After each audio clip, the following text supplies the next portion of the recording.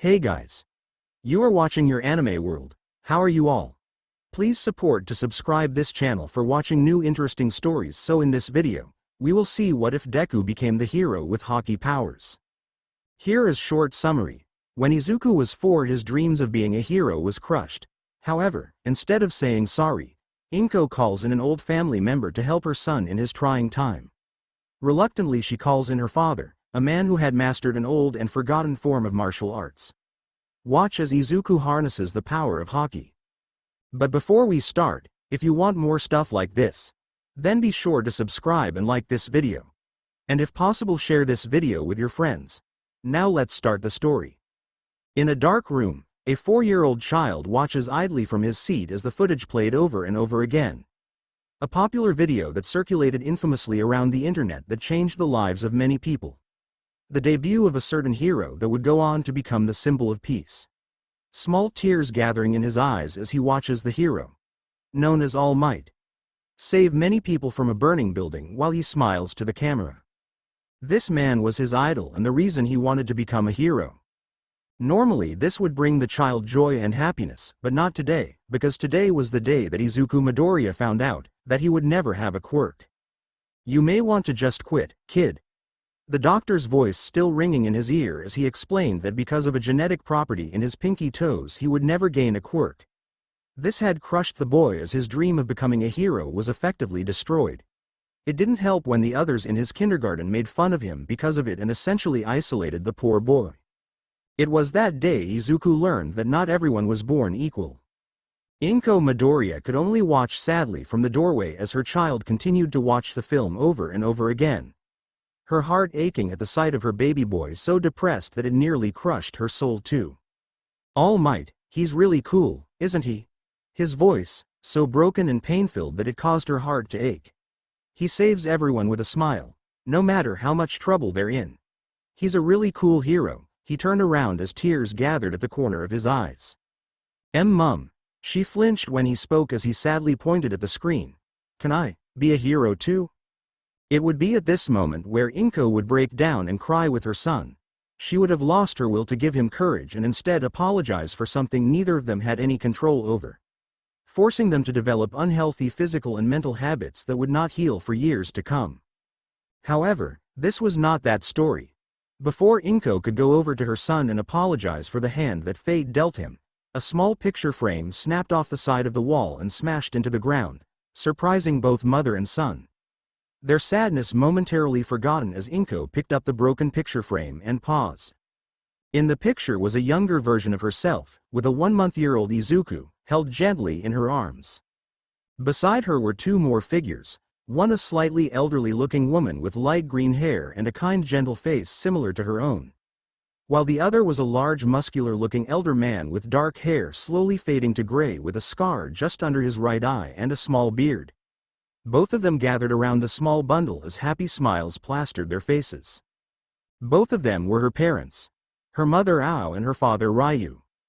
She had not seen much of her parents after Izuku was born and her husband went off overseas for work. They were mostly reclusive as her mother preferred the more silent and peaceful settings while her father was the head of a dojo, who spent years practicing a martial arts form that he claimed had been forgotten. She remembered growing up noticing how her father was a strange man that could do unusual things, breaking boulders with his bare fists and being able to dodge attacks from would-be thieves whenever they tried to mug them. Now breaking boulders wouldn't be a strange thing if he had a super strength quirk, but the strange thing was, her father was diagnosed quirkless, just like her son. Her mother was the only one that actually possessed a quirk, and that was a light form of telekinesis. He never truly explained how he could do these things because he said that she did not possess the spirit necessary to harness it. It had confused her for many years until she decided to drop the subject. But it made her start to think. If her father could do all that without a quirk, could her son? She looked back to Izuku as he still waited for a response. She smiled softly as she gestured to the boy. Izuku, go and pack your bags, she told him as he looked confused. Why? He asked as she showed him the photo. We're going to go visit your grandparents. He blinked in recognition of the 2 family members he hadn't seen since he was 3. Grandma and Grandpa. Why are we going to visit them? he asked as she smiled softly. To see if there is still a chance for you to become a hero, she said as he looked back with wide eyes as a brief flicker of hope sparked in his eyes. That day she had never seen her son move so fast to pack his bag, even trying to jam as many of his all-might toys in as possible, as he waited impatiently at the door with a slight bounce in his step. She almost chuckled as she told him to slow down. She still needed to pack her own things and book the next ticket for the train for goodness sake. By the way, he suddenly asked, where do Grandma and Grandpa live? Roughly 2.5 hours later, Mie Prefecture. Izuku stared in slight awe as he and his mother rode the train to the Mie Prefecture. His eyes wide with excitement as he had never been so far from Shizuoka in his life. For one, there were so many mountains and plants that it was a drastic change from the city dwelling of Shizuoka. For a child of 4, it was no surprise that he would be excited. Inko smiled as she was glad that her son was no longer depressed about his quirkless status. But she knew that once they reached their destination the topic would come up again, something that she had still yet to tackle with her son. Internally she was afraid of what her parents would say, more specifically what her father would say. Growing up, her father was a rather blunt man to say the least, and that was putting it mildly. He always spoke his mind and never let what others think to affect or bother him. That being said, however, anyone said anything bad about her or her mother and he or she tended to walk away with more bruises than they started, or if they were lucky to walk at all. He also never actually liked Hisashi when she started dating him, saying that he never did trust the man, especially when he missed out on the birth of his own son for a business trip in the Philippines. Her father never forgave him for that. But that wasn't to say he hated Izuku, no, far from it. He absolutely adored his grandson. The man would constantly ask for updates about his grandson, wondering if he was okay or how he was doing at school. Her mother always found it adorable, to which he would just blush and look away. They had moved to the Mie Prefecture some time ago to start a dojo to teach self-defense to youngsters. But because nearly every kid in the world was born with a quirk, most of them avoided learning martial arts from a quirkless man over a quirk one because they believed there was nothing they could learn from a non-powered individual. Also, because a majority of them were even turned away by Ryu himself because he said they lacked the spirit needed. So, the dojo was not doing so well, but due to a family inheritance a while back they were stable and got by with the occasional odd job here and there. It was a good life for them and she hoped that they could help her son during his time of need. Still, she was afraid that he would turn him away like so many others that had come to his door. She was afraid that his blunt attitude would crush his already fragile psyche and plunge him into an eternal pit of despair from which there was no recovery. She was taking a huge gamble on the fate of her son. "Mum," Izuku spoke as she turned to the boy. "Do you really think Grandpa can help me become a hero?" he asked with a slight nervousness in his voice. But the opportunity to change that, she couldn't afford to miss it. She merely smiled sadly as she brought the boy in for a hug. "We'll see, Izuku, we'll see." After getting off the train, the mother and son got in a rent-a-car and they drove out from the station. The car soon pulled up to an old dojo-styled building, complete with a wooden overhead and stone stairs that led up to the main house. Izuku stood nervously in front of the steps as he read the sign that said, Ryu Dojo. The building itself was a traditional Japanese-style dojo, shoji doors and tatami floors. He shook a little until a gentle hand from Inko gestured him to move forward. Hello?" he called out before the sound of yell frightened both Midoriya's before a large boulder came flying overhead and slammed into the courtyard. They gaped slightly in shock at the large boulder with a fist imprint cracked into the surface of the boulder. Inko shaking like a leaf in the wind while Izuku could only stare at the fist in the rock, as it reminded him of his hero, All Might. "Sorry, I'm so sorry," a voice called out as they turned to see a light green-haired woman come running towards him. Her appearance was similar to Inko, bearing the fact she had small wrinkles and near light green hair. "My husband got distracted when he heard you call out, so he put too much into his fist. I'm sorry for any damages we might have." She trailed off as she looked upon the two green-haired individuals before her. A beat of silence drifted between them as all three of them stared at one another. The woman started before she flew to the mother. "Inko-chan, you've come home," she cried out as she latched herself on the startled woman, with large tears rushing out of her eyes. "I'm so happy to see you again. it's been almost 2 years since I've seen you. Oh, it is so good to see you again. Aw. And you brought Izuku-kun. She suddenly yelled with pure happiness as she picked up the small and completely startled child, as she smothered him in her chest. Oh, it's been so long, it's me, Grandma Ow. She held the child in her arms as Izuku was beyond confused. Ow, what's with all the noise out there? An older, gruffer voice spoke as mother and son turned to see a large, muscular-looking man walking towards them. He wore judo outfit with the sleeves ripped off and his hands wrapped with bandages. Did I hit anyone with that bool? He too trailed off at the two greenheads. Inko-chan. He dashed at an insane speed as he picked up the slim mother in his arms and spun her around. Oh, my sweet Inko-chan. You finally left that deadbeat bastard of a husband and come home. Oh, and you brought Izuku-chan with you. Happy days. He then picked up the boy and started tossing him in the air. It's me, Izuku. It's Grandpa Ryuu. He bellowed happily while throwing Izuku into the air and catching him, only to throw him back up again and repeat. We, Izuku-chan. Say we. Ga, Papa. Stop. I haven't left Hisashi and you're scaring Izuku. Indeed, he had scared young Izuku by throwing him high into the air, like 5 meters in the air, as the boy shook like a leaf in the wind when he landed back in his grandfather's large hands. Sorry about that. The large man chuckled nervously as Izuku clutched onto his mother for safety. Anyway, what brings you all the way here from Shizuoka? Inko's eyes became sad as Izuku stopped his fear quivering and he too adopted a sad look on his face. Can we talk about this inside? Both grandparents looked concerned but nodded as they went into the house. Shortly after, Ryu Dojo there Inko explained what had happened. How she took Izuku to the doctor, who explained that because of 2 joints in his toe he would never have a quirk and that he should just give up on becoming a hero. Both grandparents looked shocked and saddened as they looked to the small little boy, who sat on the far away from them at the edge of the deck, with his legs pulled into his chest. I see, that must be terrible, for a child like that to hear. Does that doctor have no tact? Ao asked as Inko shook her head. I don't know, I think he believed that if Izuku was told the blunt truth he wouldn't try to pursue a dangerous career like harrowing without a quirk. Makes sense from a professional standpoint, she argued but felt bad saying it. But not from an emotional one. Ryu finished as hands tightened around his pants. Both mothers could tell he was angry that a man like that would just blatantly smash a child's dream into dust. So, if little Izuku-chan is quirkless, then why have you come all the way here? I'm not trying to be rude, we really appreciate the visit. But what are you hoping to gain from us? He asked as Inko sighed. Well, I was hoping that you could be able to teach Izuku how to do those things you do. Mama said that you were born quirkless like Izuku, but you can do all these amazing things without one.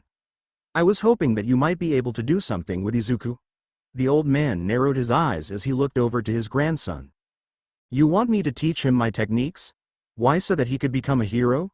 She nodded as she wrung her hands. He sighed as he crossed his arms.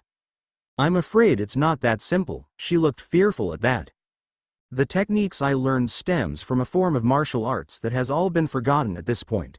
The martial arts I know requires a certain element that is key in mastering the power. Being related to me or not, it won't matter if he doesn't possess the fighting spirit that fuels the power. I could teach him some basic katas, but other than that, if he lacks the spirit, my techniques will do him no good to become a hero. Inko looked almost hurt as Ryu explained. But, please. He really wants to become a hero. I told him there was a chance for him. If you can't, then I'll have failed him as a mother, I'll have failed my baby boy who wants to be a hero more than anything in this world. Tears started to roll down her face as she laid her head to the floor and begged. Please, Papa. There has to be something. I can't fail him again. Ao and Ryu looked at the crying woman before them and the boy who had gotten up and left, more than likely to cry his own tears. Ryu sighed before he placed a gentle hand on her shoulder. I'll see what I can do. I can't guarantee, but I'll see if he has that spirit. She nodded with tears still in her eyes as the large man left the room. Ryu instantly found the boy as he lay curled up under a large tree that grew at the back of the yard. The small boy huddled under the massive oak that you would have almost mistaken him for a shrub because of his green hair. The man walked over to the boy who curled up tighter. He sighed before he sat down next to the boy. So, you heard all that, huh? He asked as the boy nodded. You don't think I can be a hero too, don't you? He asked with the tiniest voice. The old man sighed as he looked up at the stars. It's not that I don't believe you can be a hero, kid. It's just that being a hero isn't all about putting on a bright pair of spandex and punching people in the face. It is a dangerous profession that will more than likely get you killed, even with someone like All Might keeping the peace. Young Midoriya imagined All Might as his smiling face gave hope to people. Your mother wants me to teach you so that you can become a hero. But the technique I know is an old and ancient art. Very few people can use it. It requires a special fighting spirit in order to use it. If you lack that spirit, you cannot use or master it. He looked down to the boy whose hair had shadowed his eyes. Ao and Inko hiding behind the door as they watched in anticipation. And honestly right now, looking at you, I'm not sure you that even have that will. Eyes widened as Ao and Inko stared at the man in shock, while Izuku only kept his head down. You were told that you were quirkless, had your entire dream robbed from you by the hand of fate, and was basically told to give up and submit to the hopelessness of reality. Many people in your situation would do just that, give up. Give up on your dream and fantasy because you cannot become a hero. Right now you look like you've given up. A look of anger in his eyes as he glared at the still curled up child. No one would blame you, no one would even care if you do. What would be the difference of one less hero in the world? Izuku said nothing as he gripped the sleeves of his shirt. So, what are you going to do, Izuku? Are you going to give up? Or are you going to do something about it? The small child said nothing as mother and grandparents waited with bated breath. The man only sighed when he heard nothing at all and got up, fully prepared to apologize to Inko for coming all the way out here for nothing. I want, he spun back around as Izuku slowly stood up. I want to be. Tiny fists curled together as the boy stood before the large frame of his grandfather as his body shook.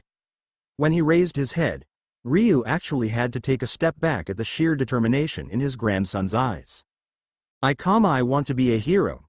I want to be just like All Might. I don't care what others say. I don't care that the world made me quirkless. I don't even care if you can train me or not. I will become a hero. Even if I have to be the first one without a quirk. Because to me a true hero is one that keeps on going with a smile on his face. He yelled with a pure determination that it shook the very core of those present. Ryu stared before a large grin began to appear on his face. So, he does have it, the fighting spirit I've been waiting for, to carry on my technique. Little Izuku, he stepped forward as he placed a hand on his small shoulders. You've convinced me, I will teach my techniques and you will become a hero. Small tears began to form in Izuku's eyes before they shot out at an incredible rate, almost cracking the ground around him. Inko faring no better as she too cried like her son, nearly destroying the roof with hers. The elderly parents could only smile as this was only the beginning of young Izuku's journey to becoming a hero.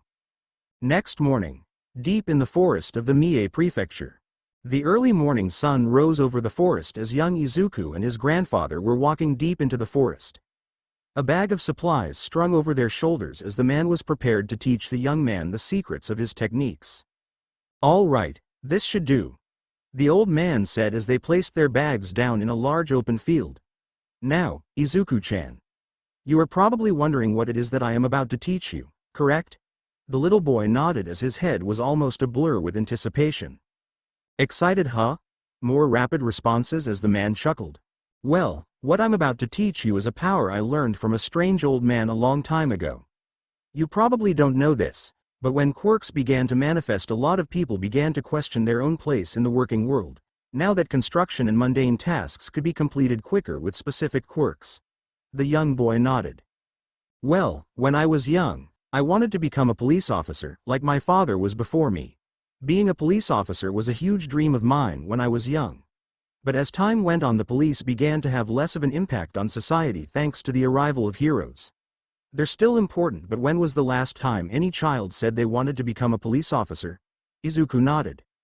Nowadays a lot of kids want to become heroes because of their quirks. Normal professions seemed dull and mundane compared to the action-packed life of a hero. That wasn't to say they weren't unimportant and didn't contribute to society, they were just not as impressive to kids now. At the time I didn't know what to do. If the police were no longer that essential, then what was my purpose? Our family had been law enforcers since the earliest days of Japan's history. Some even believed we descend from ancient samurais that protected the emperor. Not knowing what I should do, I attempted to search for my place in the world. At first I thought that I wouldn't until I stumbled across this old man that taught me of a power that can rival that of a quirk. He held out his hand as Izuku could have sworn to see faint line radiating off his hands. He called this power, Haki, the fighting spirit of the human soul. A power that exists in all humans, quirkless or not. Izuku stared in awe. Haki? He sounded the word as the man nodded. Like a quirk, it is a power that exists inside of everyone. But unlike a quirk, only a select few people can truly harness this power. Most are even blind to the potential that dwells inside of them until it is far too late. The key to accessing this power is no doubt, no hesitation whatsoever. He explained as the boy stared in wonder. A tree snapped behind him as Izuku looked and gasped in shock. Gee, Grandpa. There's a bear right behind you. Indeed, there was a bear behind him, much larger than an average bear and seemed to have bits of bone growing out of its body. It's a bear with a quirk. Fun fact, nowadays even animals have been known to manifest quirks. They were an intrigue to the scientific community and had experimented on them until it was outlawed when the first highly intelligent animals spoke and shocked the world. Some of them even had high-paying jobs like a certain principal of a prestigious hero school. But the man didn't even seem to bother as he kept his back to the bear. Now pay attention, Izuku, as I explain the power that I awoke inside of me. First off, there are two types of Haki that are prominent in combat. The bear roared as it charged at the man. He's going to try and attack with a right swing, followed by a left swing and a bite, he said with closed eyes as the bear pounced towards him. Izuku could only watch as the elderly man dodged the attacks in perfect motions in just the way he said they would happen. This power that I'm showing you is called Kenbunshoku Haki, or Observation Haki. If you want to simplify it, it gives me the ability to sense the presence of others, how many of them are there, and even ones that are concealed from view or too far to see naturally. It also allows me to predict where my enemy is going to attack. The bear growled loudly as it grew angrier at the old man. Awesome, Izuku muttered as the bear grew bone-like spikes from its paws and shot them at the man, who only dodged with ease while they smashed a tree to pieces. The next type of Haki is called Busashoku Haki, or Armament Haki. This type of Haki gives me the power to block all forms of attack, similar to that of an invisible armor. He explained to his grandchild as Izuku watched with great interest. The bear roared and charged again, ready to strike him down with his claws. But the moment it made to strike, the man turned around and faced his palm towards the beast. The beast was instantly knocked backwards by an invisible force that sent the beast tumbling away before crashing into a large boulder. Izuku gaped in awe as the bear lay in the rubble of the boulder. In addition, if the armor is hard enough, it can be also used in attacking force. This is especially useful against those with intangible type bodies, as you are essential hitting them with your own spirit against theirs. I haven't tried it yet, but it may be used against those with heteromorphic type quirks. I've once heard of an individual long ago who could coat his weapons in armament Haki, thereby increasing the strength and density of the weapon. Awesome. Think of all the possibilities of this power. It's awesome, Grandpa. You're awesome, he praised as the old man chuckled before holding up 3 fingers. Observation, armament, these are the 2 main types of Haki. However, there is a third type of Haki that exists only in very, very few and rare people. To have this is a 1 in a million chance. The bear got back up and roared as it charged at the man, tired of being thrown around by him. Watch careful, Izuku-chan. Ryu turned back to face the beast as it ran towards him. His eyes widened briefly for a moment before what Izuku could only describe as a powerful unseen force ring out and slam into him. The bear was suddenly slowing down as its once burning red eyes were slowly fading to white as it drew closer and closer to the old man. When it was right in front of him, it stopped and sweat profoundly before collapsing onto the floor. Izuku stared in shock and awe at the unconscious beast and the man who defeated it. Why you beat it without raising a finger? How did you do that? He asked as the man grinned. This is the third type of Haki, the most powerful and most difficult to control. The power to intimidate your opponent into submission. Houshoku Haki, or better known as Conqueror's Haki. Very few people can wield this power. However, unlike the other two, you can control it, but you cannot train yourself to use it. Because it is the user's own spirit, you can enhance it only by developing yourself, he told the boy as he nodded his head. Wow, but will I ever be able to do that? That seems like something that only really strong people can wield. I, on the other hand, am not that strong. It sounds like something Kachan could do if he had this power. The old man chuckled as Izuku looked confused. Kid, if I didn't believe you couldn't handle this type of power, I wouldn't have shown you. The fact that you are still standing after I purposely intended to knock you out as well proves that you can harness this power too. He kneeled down as he pointed to the boy's chest. Inside of you is a great power, a strong spirit that I believe will one day harness the Conqueror's Haki and master it. It doesn't work on strong-willed people, only on the weak. His eyes widened at this as the man nodded. You have a strong spirit, kid, one I know will help you become a hero. Izuku's eyes widened as true hope and light filled his green orbs. However, until you've unlocked this ability, it would be best you try not to control it. Otherwise, you'd accidentally intimidate innocent people, and that wouldn't do a hero any good now, would it? Izuku nodded as the man stood back up. But something had been bugging Izuku. Grandpa?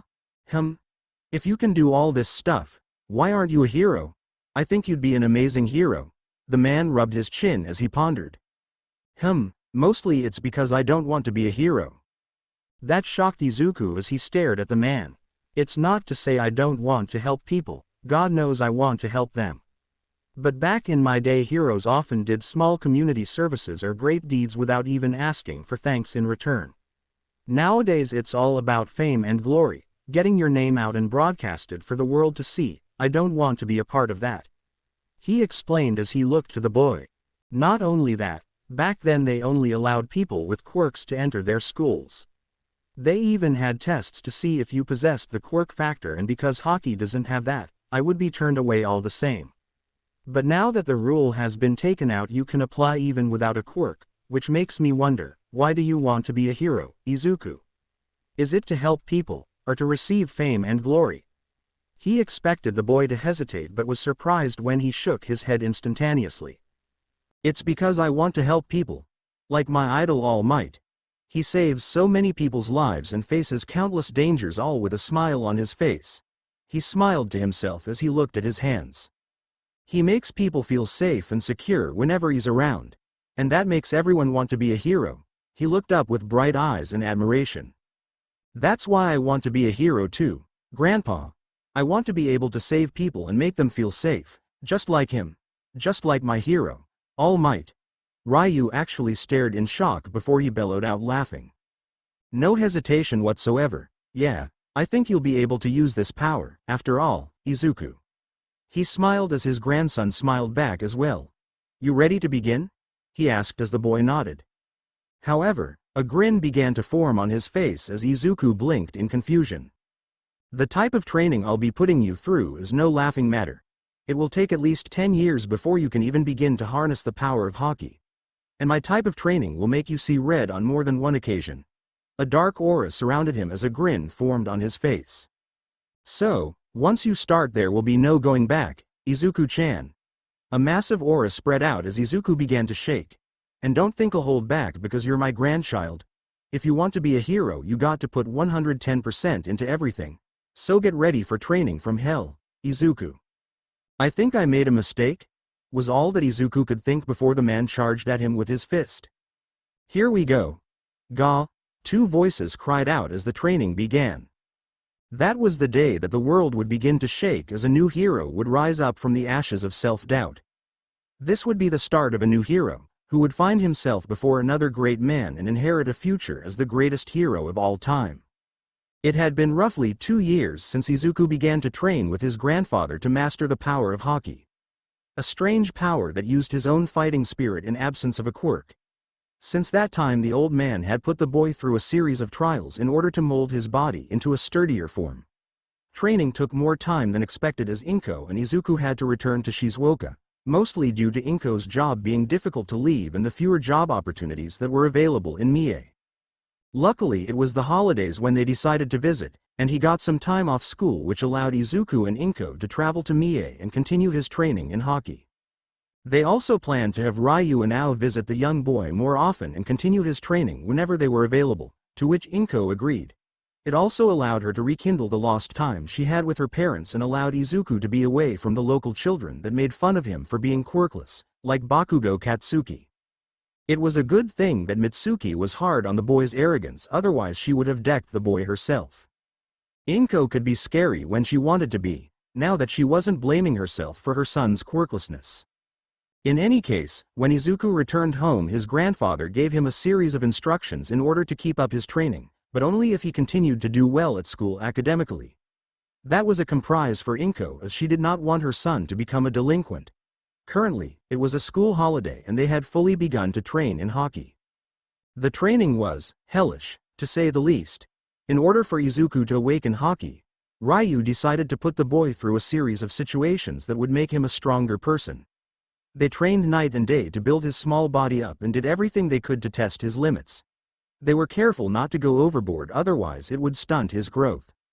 Rest assured, it was all for the greater good, as day by day, the young boy was getting stronger.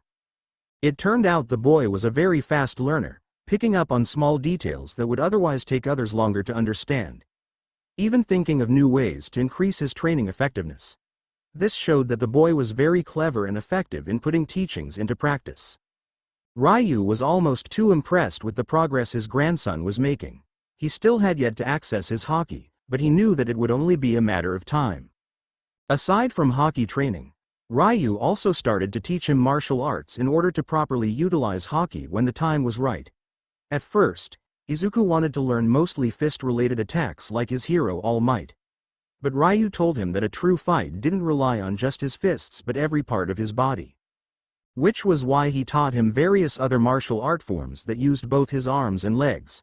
Which also meant that he had to strengthen his arm and leg muscles by binding weights to them. The training was harsh and difficult. Any normal man would have quit or complained by this point. But not Izuku. No, little Izuku kept on going, without a hint of complaint or discomfort, all with a smile on his face as he worked himself night and day to access the power of Haki. Ryu was almost proud of the boy. If he didn't keep overworking himself, seriously, the damn kid would even go beyond what I told him and nearly darned kill himself if left to his own devices. I swear he's going to give his mother a heart attack one of these days, the man thought to himself as he watched the boy walk around blindly with a cloth over his eyes. Today he was starting his training in an attempt to awaken the observation Haki, training him to rely on his other senses and not just his eyes. He did this by making the boy wear a blindfold over his eyes and told him to expand his other senses. Other times, like now for instance, he would chuck the occasional rock at the boy to trip him up, trying to get him to sense the rock before it hit him. Gah! It didn't work most of the time. I keep telling you, use your other sense. Stop trying to rely on your eyes. Feel everything around you, he called out as Izuku slowly got up. Hi, Grandpa, and what did I tell you? When I'm teaching you it's sensei, not grandpa. You need to not see me as your grandfather but as your mentor, got it? The young boy nodded as he sighed. All right, let's take a break. He opened a cooler as Izuku took off his blindfold. He held up two popsicles as he held one out to the boy. Figured you could use one? Izuku looked at the frozen treat before smiling and taking one in his hand. Both family members sat under a large tree as they watched the rising sun over the Mie prefecture from their view in the mountains. It was these times that Izuku felt happy spending time with his grandfather. Being told that he could become a hero and training hard to achieve that goal. It made him feel like he had a purpose in his life and not just an idle dream that could never come to pass because of his quirkless birth. But a frown soon crossed his face as he thought about the last 2 years of training. He was still nowhere near ready to access the power of observation Haki and years off before he could even think about accessing armament. Was it something wrong with him? Was he really as weak as Kachan said he was? A brief memory of him defending a bully shortly after he began his Haki training as he was overwhelmed by the group of boys.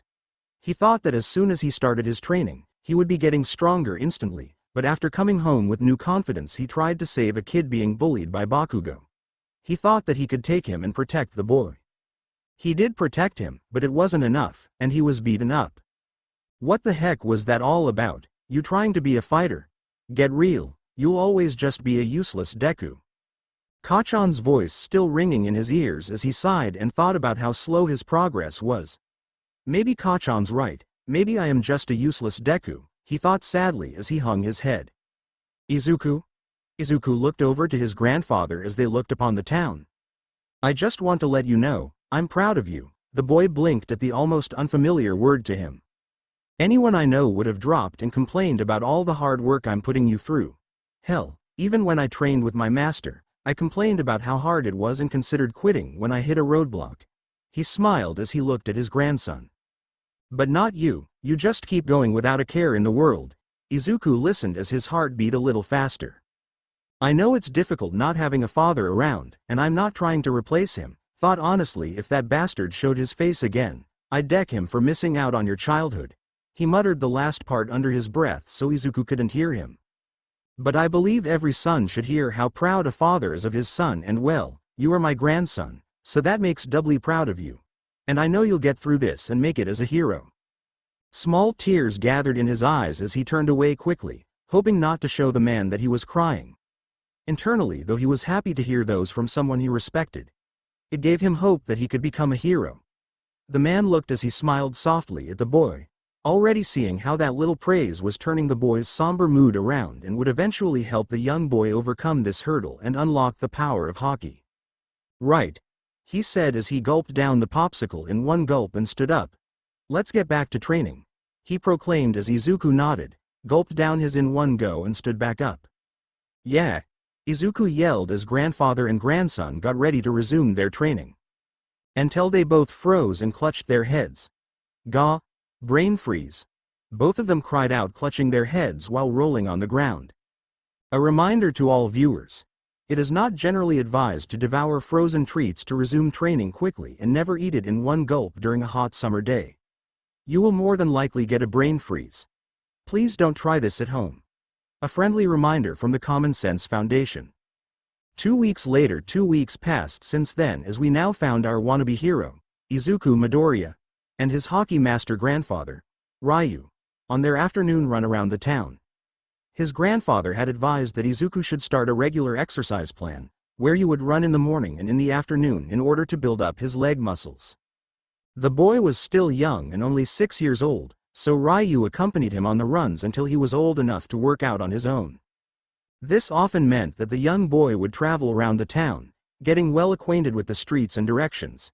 He even got to know a few of the residents in the town.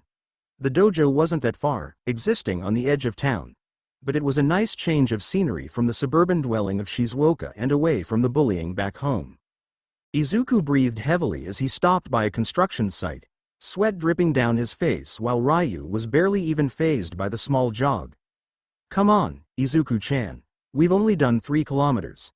We've still got 2 more kilometers left before we head home, he joked to the boy while wearing a dark red tracksuit. The younger boy, wearing an All Might t-shirt and navy blue shorts, only nodded as he leaned on a pole. I know, just give me a minute to catch my breath, he wheezed out while taking a drink from the water bottle provided by his grandpa. Easy there, kiddo, I was joking. Don't keep pushing yourself like that. It's great that you have enthusiasm, but push too hard and you'll break yourself, he lectured as the boy nodded. Hi, sensei, he said before chugging the water quickly. While he took a moment, the young boy looked around as he realized they had stopped in front of a small construction site with a sign that read, Uraraka Construction Company. There were a few men and women using heavy machinery to build metal frames, while a tall man with short light brown hair and a woman with long brown hair were talking to a man in a business suit. From what Izuku had researched about quirks, it was not uncommon for construction companies to employ people with quirks to make the job easier and more efficient. But looking at the man and the woman, who was clearly the foreman of the site, weren't appearing to use their quirks whatsoever. Whether or not they had a quirk confused the boy, as it looked like they were struggling to get the work done while having an argument with a man in a business suit. He could hear some words like taking too long, or not having the right quirk for the job before he got back in his expensive-looking car and driving away, the two sighing before heading back to work. At first, he paid it no mind until he noticed something hover just outside the construction site. Curious, He walked around at a large open lot to get a better look at what he saw, much to the confusion of his grandfather. Rounding the corner, he was met with a strange sight as a small girl, roughly the same age as him, dressed in an oversized sweater with the word super printed across the chest in green pants, as she stood around a large amount of rubble before touching each of the bits of rubble. To his amazement, the rubble begins to float as the girl gently pushes them off the ground and they floated into the air. Whoa! Is that her quirk? Izuku mutters to himself as he observes the small girl touching the bits of rubble. How is she doing that? Is she making the float? No, they're not floating down, so that means they aren't affected by gravity. She must be canceling their gravity. But how is she doing that? Must have something to do with her touching them? Something on her palms? No, more than likely her fingers. Is she limited to how much weight, or can she cancel the gravity of anything she touches? Also, how does she eat if everything she touches floats? Does it require all 5 fingers and blah, blah blah? Asterisk. The patented Midoriya mutterings start to spill out as Ryu watches in amusement. He is just like his mother. The old man thinks as he watches his grandson analyze her quirk from a distance. Which was impressive, meaning he might be closer to unlocking the observation Haki sooner than expected. Wait, where did he get that notebook? The little girl sighs, a slightly strained look on her face as she turns to an even larger piece of rubble and touching it with all 5 fingers. The rubble begins to rise high as it floats above her. Her face becoming more strained as she loses focus and moves to cancel her quirk. Suddenly, he didn't know why, but Izuku had a bad feeling in his gut as he watched the girl with a strained face and her hands getting closer together. His eyes widened as he notices the large bit of rubble being pushed by a gust of wind and moves directly over her head. She pressed her fingers together and the rock glows before beginning to fall. Izuku instantly dropped his notebook as he ran at full speed to the girl. Hey! Look out! He calls out as the girl looks confused before she looked up and screamed as the rock came hurtling toward her. But just before it can hit her, he tackled her out of the way, just as the rock landed and kicked up a large dust cloud. Izuku! Ryu called out as the yell was enough to draw the attention of the man and woman on the construction site as they rush out and widened their eyes in terror. Ochako-chan! They yelled as the small lot was covered in dust as the adults were frozen stiff. Luckily, to their great relief, 2 coughs could be heard as the dust slowly settled and revealed young Izuku and the girl, now known as Ochako, were just out of the way of the rubble as Izuku had managed to grab her in a bridal style and moved her out of the way. That was close. Hey, are you all right? His first priority going to the girl in his arms as she looks up numbly at the boy. The two of them lock eyes as emerald green stared into hazel brown as both of them took in the other. The girl in his arms had a sort of round face, that was cute, with fair skin that made the 2 blush marks on her cheeks seem more apparent than usual. While the boy that was holding her had a messy hair of dark emerald green and 4 freckles under each eye.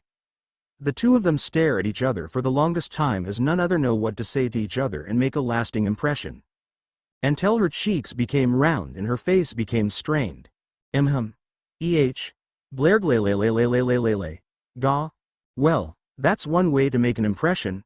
Shortly afterward, a shirtless Izuku sat on a chair on the foreman's office while Ryu cleaned the puke off his grandson's shirt in the sink. The young man shrinking slightly in his seat as the overly active father, mother and daughter continued to apologize for what happened. I'm terribly sorry for that.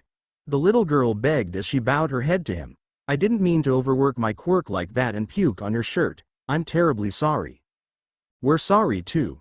We should have been paying more attention to our daughter. It's just that we can't afford a sitter at the moment and we're on a deadline to get this job down, so we had to take Ochako-chan to work. We should have realized she would be overusing her quirk and stopped it. I'm truly deeply sorry. The man equally apologized while his wife nodded beside him.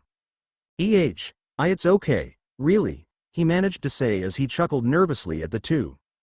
But still, at least let us pay you back somehow. If it wasn't for you, I would have been crushed under that rubble, little Ochako said as her father and mother nodded. Like I said, it's all right. I'm just glad that nobody got hurt. Except your favorite All Might shirt, the man quipped as Ochako instantly flinched and went back to apologize. I'm so sorry. Izuku tried to calm her down while glaring at his grandpa, who chuckled in amusement as he finished washing the puke off and handed it to the boy. Here, I got as much of it. But it's going to stink a little until we get home. He told the boy who nodded and put the shirt back on. Once again, we truly sorry for what happened. We've just been busy with the company and the client that I took my eyes off her for a moment. Sorry, Mrs. Uraraka explained as Ryu shook his head and waved his hand. It's fine. It's totally understandable. Back when I was young, I often had to look after little Izuku's mum when her mother went out of town for business. I know what it's like to look after a kid, they can be a bit of a handful, he told them as they nodded. By the way, I'm Ryu and this is my grandson, Izuku Midoriya. You're a very lucky young lady. If Izuku didn't predict that rock falling you could have been seriously hurt, he said as the boy nodded and bowed. Thank you for that and it's very nice to meet you too. My name is... A car drove by as his voice was drowned out. Uraraka, and this is my wife. Another car went by. Uraraka. And this is our daughter, Ochako Uraraka. We're once again really grateful for you saving my daughter like that, he said as Izuku blushed at the praise while she nodded. You were so cool running over to save me like that. How did you know that it was going to fall on me like that? Was it because of your quirk? She asked with a bubbly smile while Izuku blushed at the sudden happiness and closeness of the girl in front of him and attempted to hide his face in his arms. Thank you, but I don't have a quirk, he explained as the Urarakas were shocked at this. Really? You don't have a quirk? Then how did you get to her so fast? Mr. Uraraka asked as Ryu grinned and pointed to himself. I've been training him for the past 2 months now. He wants to become a hero, even though he doesn't have a quirk, he said as he affectionately rubbed his grandson's hair. Really? But I thought you needed a quirk to be in the hero program?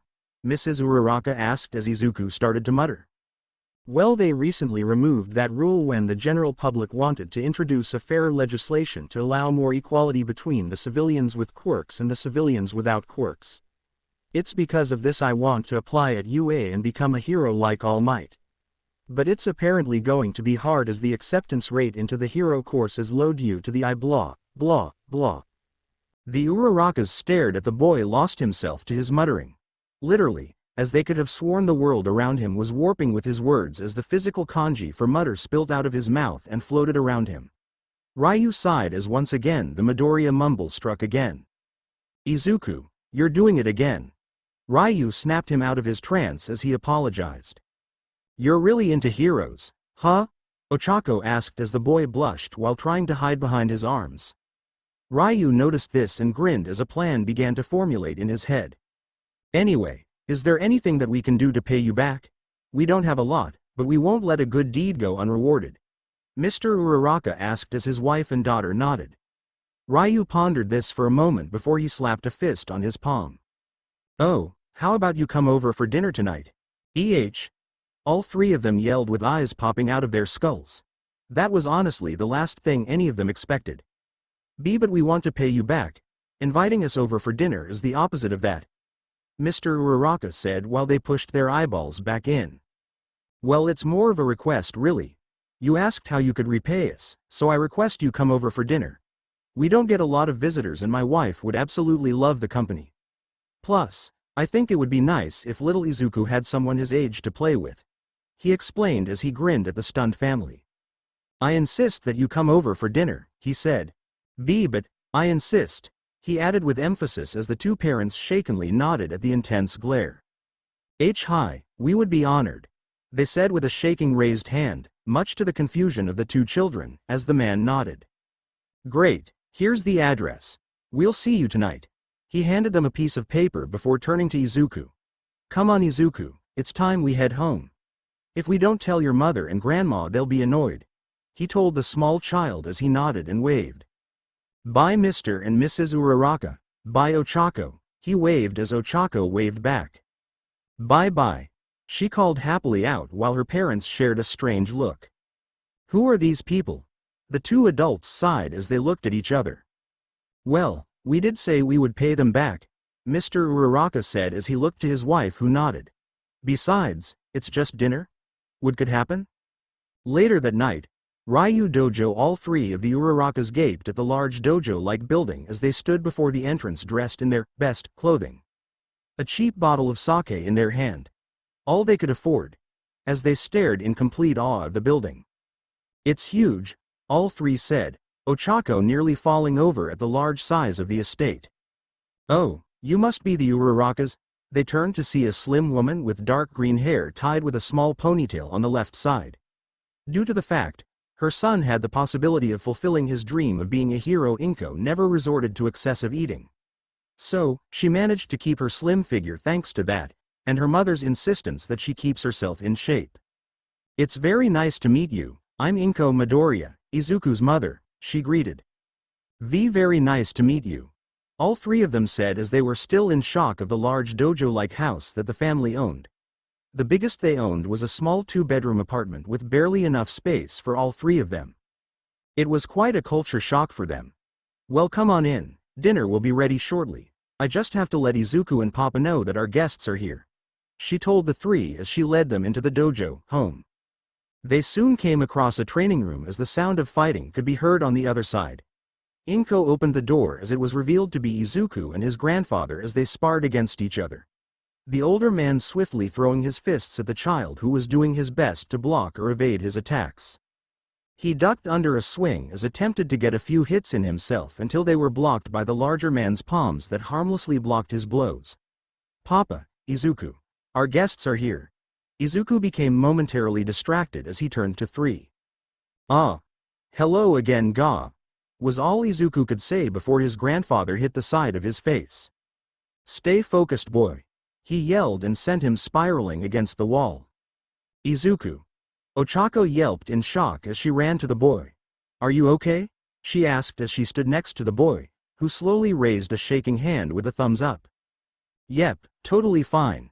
She breathed a sigh of relief before she turned and glared at the large man, who actually flinched at the glare from the small child. "Why would you do that? Why would you hurt him? Are you being mean to him? What kind of grandfather are you?" The little girl got angry at the man who flinched in shock. "Oh, Ochako-chan." Her parents called out in shock as she yelled at the man who held up his hands in defense. "I'm teaching Izuku-chan how to fight. It's part of his training to become a hero. I'm not being mean to him, honest," the older man said while the little girl puffed her cheeks in annoyance at him. "God Lord, she reminds me of Ao whenever she gets mad. Izuku, my boy, you may just have a real spitfire on your hands." A small hand grasped her shoulder as she turned to Izuku. "It's all right, really. Grandpa was just teaching me how to fight. I just got distracted, that's all. I'm all right, really," he told her as she managed to calm down. Inko in the other hand smiled as she looked at the small girl that defended her son, even though he wasn't actually in any danger, as she was glad that Izuku was finally meeting some friends other than Bakugo. "I like her, she's a lot better than Mitsuki's boy." "Sorry, Mitsuki," she thought while her parents reprimand her for yelling at an adult before looking embarrassed. Sorry I yelled at you, Mr. Midoriya, I just don't like bullying, that's all," she said as the man chuckled and rubbed her head affectionately. "It's all right, little Uraraka. You were just looking out for Izuku, I'm happy about that. Just for the record, my last name's not Midoriya, that's his last name. Mine is." "Everyone, dinner's ready." Ao cut him off as everyone turned to the dining room as Ao came out of the kitchen. "Ah, dinner's ready. Well, let's not keep her waiting. My wife is a mean cook, I'll tell you what, and a mean swing if we keep her waiting." The man muttered the last part as he rubbed the back of his head from all the times she whacked him with a frying pan for not coming to dinner when he became engrossed with training. They all left for the eating area.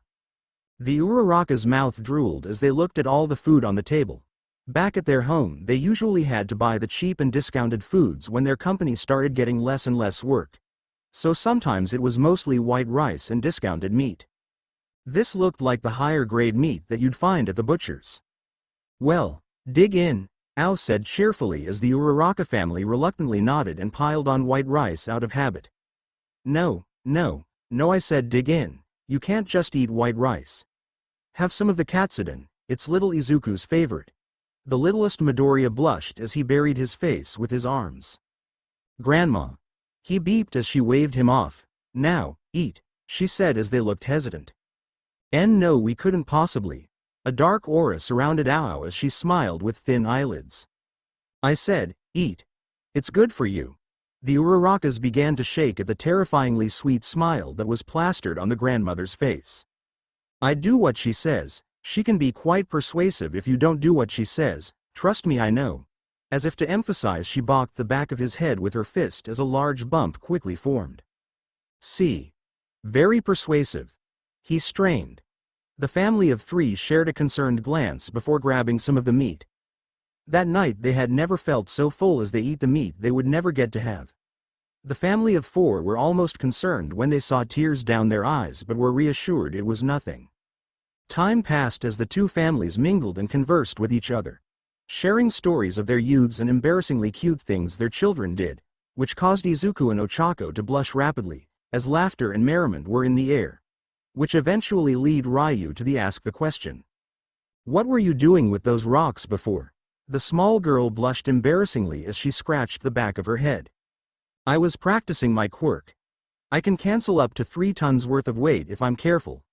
But if I use it too much or try to make myself float, I suffer nausea and vomit. She shyly spoke as Ryu chuckled. Yes, I think my grandson can attest to that. She apologized again while Izuku said it was okay. But I was also trying to help out Mama and Papa by moving the excess rubble out of the way, so long as I wasn't on the job site and no one was looking, she said as her parents nodded. Our company hasn't been doing so well recently in the past few months. Neither of mine nor my wife's quirks are best suited for the job, so we've been having a hard time getting it done on time.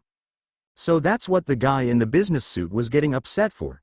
Ryu asked as he remembered the man in the business suit getting upset with the two adults. Yes, he wasn't exactly happy when we had to hire some heavy lifting equipment for the job when he said he could have hired someone with a suitable quirk to do it cheaper. Ryu nodded as he looked to Ochako. I'm guessing that means when she gets older, she'll start working with you. To their surprise, the two shook their heads. Really? I would have thought having someone with gravity abilities be extremely useful on a job site? Inko asked as the two parents looked to the small child as she hung her head. It would, but ever since Ochako-chan was a little she dreamed of being a hero. She wanted to become a hero like her idol, 13 I think his name was. Anyway, when she found out we were struggling, she said she would come work for us and abandon her dreams of becoming a hero. Saying that we could sell our heavy equipment and cut costs to make it easier for us. She was so cute and determined that it made us sad that she wanted to give up her dreams. Mr. Uraraka said as he smiled softly at the small girl. You must understand as well that as parents we have to do everything in our power to help our children live their dreams. We told her that what would truly make us happy is if she lived her dream. If we couldn't do that, then we'd never be able to live with ourselves. Mrs. Uraraka said with a smile at the memory of a small girl putting on a brave face. Inko looked away, realizing had it not been for that twist of fate with the photo, she would have given up and crushed any hope of her son becoming a hero. She was so determined that the only reason she agreed to continue was that she had to take us on a Hawaii vacation when she becomes a pro hero. He chuckled as the Midoriya adults chuckled as well while Izuku looked to a clearly embarrassed Ochako. So, you want to be a hero to earn money for your parents? Izuku asked with a childlike innocence as Ochako nodded in embarrassment. I know it's not a really good reason to become a hero, but it's what I want to do. I want to make sure Mama and Papa have a more comfortable lifestyle and never have to work again. It must sound totally lame, right? She asked as Izuku shook his head. No, I think it's an amazing reason to become a hero, he said as Ochako blinked in surprise. Working so hard to help your family is a really selfless and good reason to become a hero. That is totally something a hero would do. You're so awesome, Ochako-chan.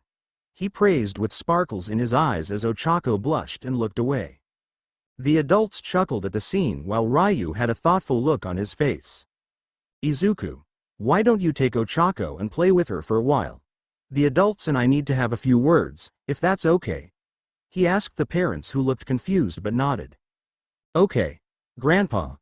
Come on, I'll show you all my toy, the little boy said excitedly as Ochako followed him down the hall. Ryu then turned to the parents as he crossed his arms. I have to applaud you on your conviction to allow your child to pursue her dream. You two are very good parents, he said as they nodded in appreciation. But it must be hard balancing a child and your business, correct? The two shared a glance as they nodded. Why yes, it has been a bit hard. But it's all for her sake, and that's all that really matters to us," Mr. Uraraka said while his wife nodded. Ryu, Inko and Ao looked to each other before turning back to the two. "You know, I have a few contacts from my old days that I could hit up.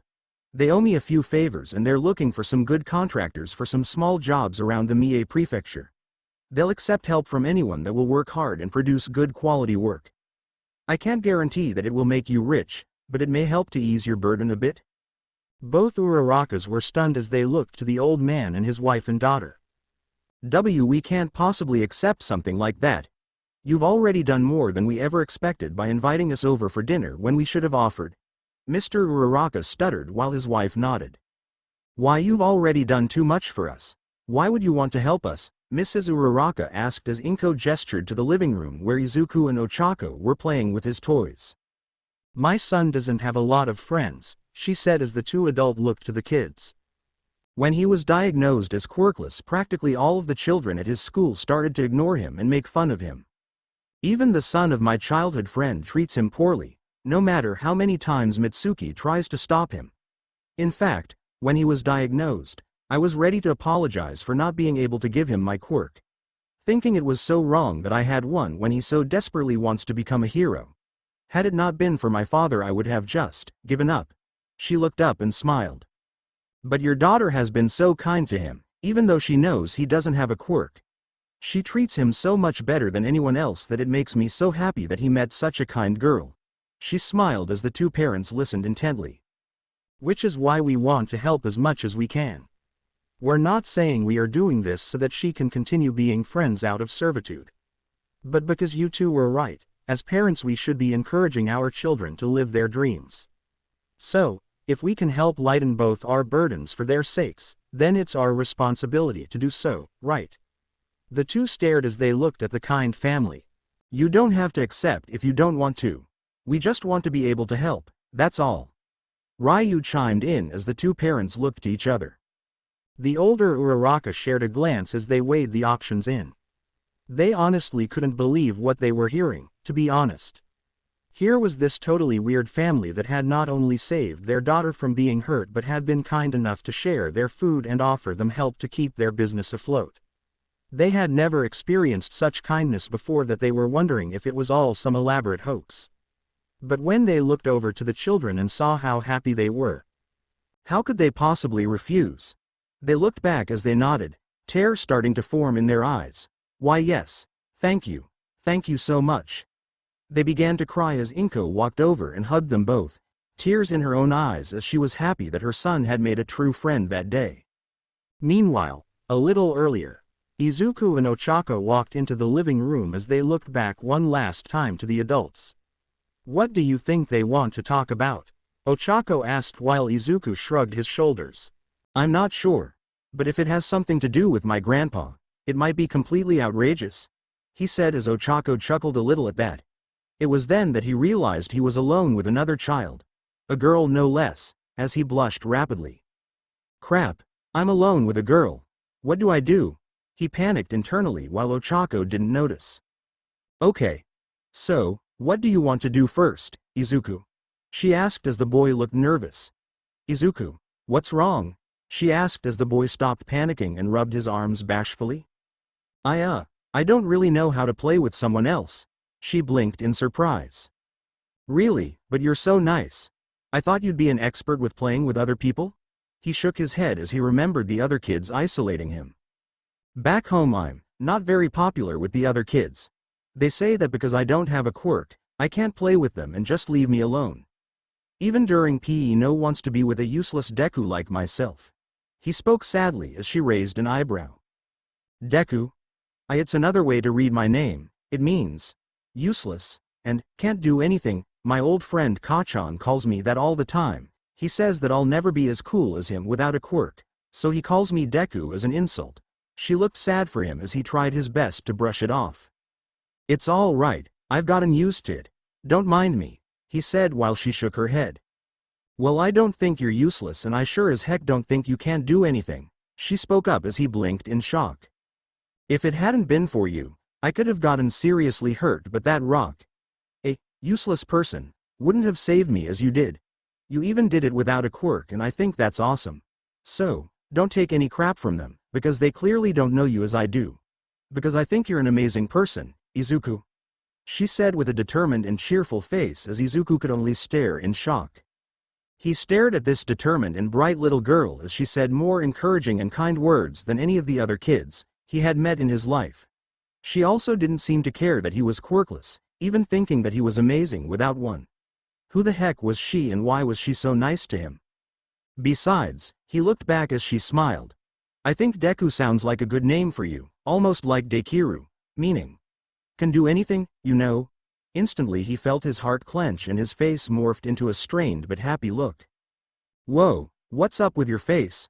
Are you all right? She asked worryingly as he shook his head. It's nothing, it's just you're so bright, he replied while she looked confused before regaining his normal composure. Thanks, for being so kind to me, he said as she smiled and nodded, and hey, she looked back as he smiled. You can call me Deku if you want?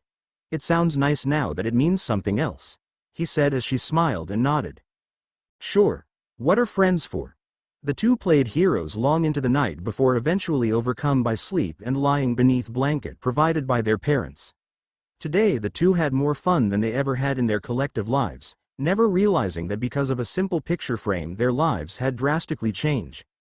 They still had a long way to go before they could fulfill their dreams of becoming heroes. But for now, this was enough for the two of them. Years down the line the two would smile as they would remember the day that changed both their lives, and the many trials that would come afterwards. A peaceful silence drifted over the forest as the sound of birds chirping resonated quietly in the air. A total calm washing over the large trees as everything was silent. Ha, heya, ha, hoa. That was until the sound of fighting could be heard as the peace was broken. The animals scurried away as two figures could be seen fighting amongst the falling leaves. One a girl with brown hair in a bob haircut, and another with unkempt emerald green hair.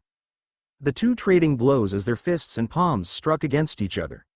The boy thrust his palm forward to knock her back, but she moved out of the way and grabbed his wrist, ready to throw him over her shoulder. But the boy was prepared as soon as she made to flip him by shifting his weight and rolling just as he impacted on the ground, followed by sweeping at her feet. Every move she made he countered, almost as if he could predict her moves. Similar with her as she countered his moves to a degree. The girl, however, never hit the ground as she floated in midair and thrust a kick towards the boy, who easily blocked it with crossed arms. I thought we agreed on no quirks? The boy asked as the girl grinned. Remember Sensei's first rule? Every skill you have is vital to your survival, so in a battle, there are no rules. She flipped herself over, released her quirk and re-engaged in combat. The boy jumping back as a small grin began to appear on his face. Is that so? Well then, she rushed forward to grab as her fingers were inches from his back, but just as she reached him, he turned around and grinned. How about this? Time seemed to stop as she stared into an almost exact replica of All Might's face, except for the bushy green hair, as the action caused her to halt in her place. Even the voice sounded the same as her face was momentarily stunned. PFFFTT. Before her cheeks puffed up and saliva rocketed out of her mouth, only to gasp when he grabbed her arms and flipped her on her stomach. Her arm twisted behind her back and a hand on her head as he pinned her to the ground. She looked stunned before a cross look appeared on her face. Hey, no fair. You know I can't help it when you make that face, Deku-kun. You agreed not to do that, he grinned. You said every skill is vital. Mine just happens to make you laugh, Ura-chan. Plus you just said there were no rules and used your quirk, so it's fair. She puffed her cheeks in annoyance while he chuckled and helped her back onto her feet. Okay, kids, that's enough. Izuku wins this round, an old voice spoke as the two looked towards Ryu as he sat under a tree. His hair grayer than it used to, as well as a longer beard growing on his face. Ochako-chan. You need to stop losing your composure just because you see something funny. And Izuku, don't pull that face out while we're practicing, it seriously creeps me out, the old man commented as they nodded. Hi, sensei. The two kids nodded. It had been 7 years since Izuku had met Ochako Uraraka and 10 years since he began his training in the ancient art of Haki. To harness the power of his inner fighting spirit and utilize it as a power to achieve his dream of becoming a hero like his idol. the #1 hero All Might. During those years Ochako had joined in on their training, as the old man and her parents wanted her to at least have some form of martial arts to defend herself. During that time the two had begun to grow up as both of them gained stronger physics and experience. Izuku's body had become more toned in the 7 years of training and even grew taller than Ochako, much to her shock when he came back to visit, as he stood a head taller than her. But he was not overly large, as his form was to complement his style of fast but strong hits. Ochako had become more fit and diverse when it came to combat, relying on grappling and disarming techniques to combat her opponents. She knew how to fight but preferred to take down her opponents rather than beat them to a pulp. She wanted to be a rescue heroine after all. Turned out she was a natural for grappling and disarming techniques. She even started picking up his habit of analyzing her opponents to a degree. It shocked her parents when she started muttering to herself like Izuku, who knew that the Midoriya mutter was contagious, go figure? Their friendship, on the other hand, had grown significantly since the first day they met. Now considering themselves true childhood friends, the two were almost inseparable from each other, barring when Izuku had to return home, as the people of the town commented on how cute they looked together.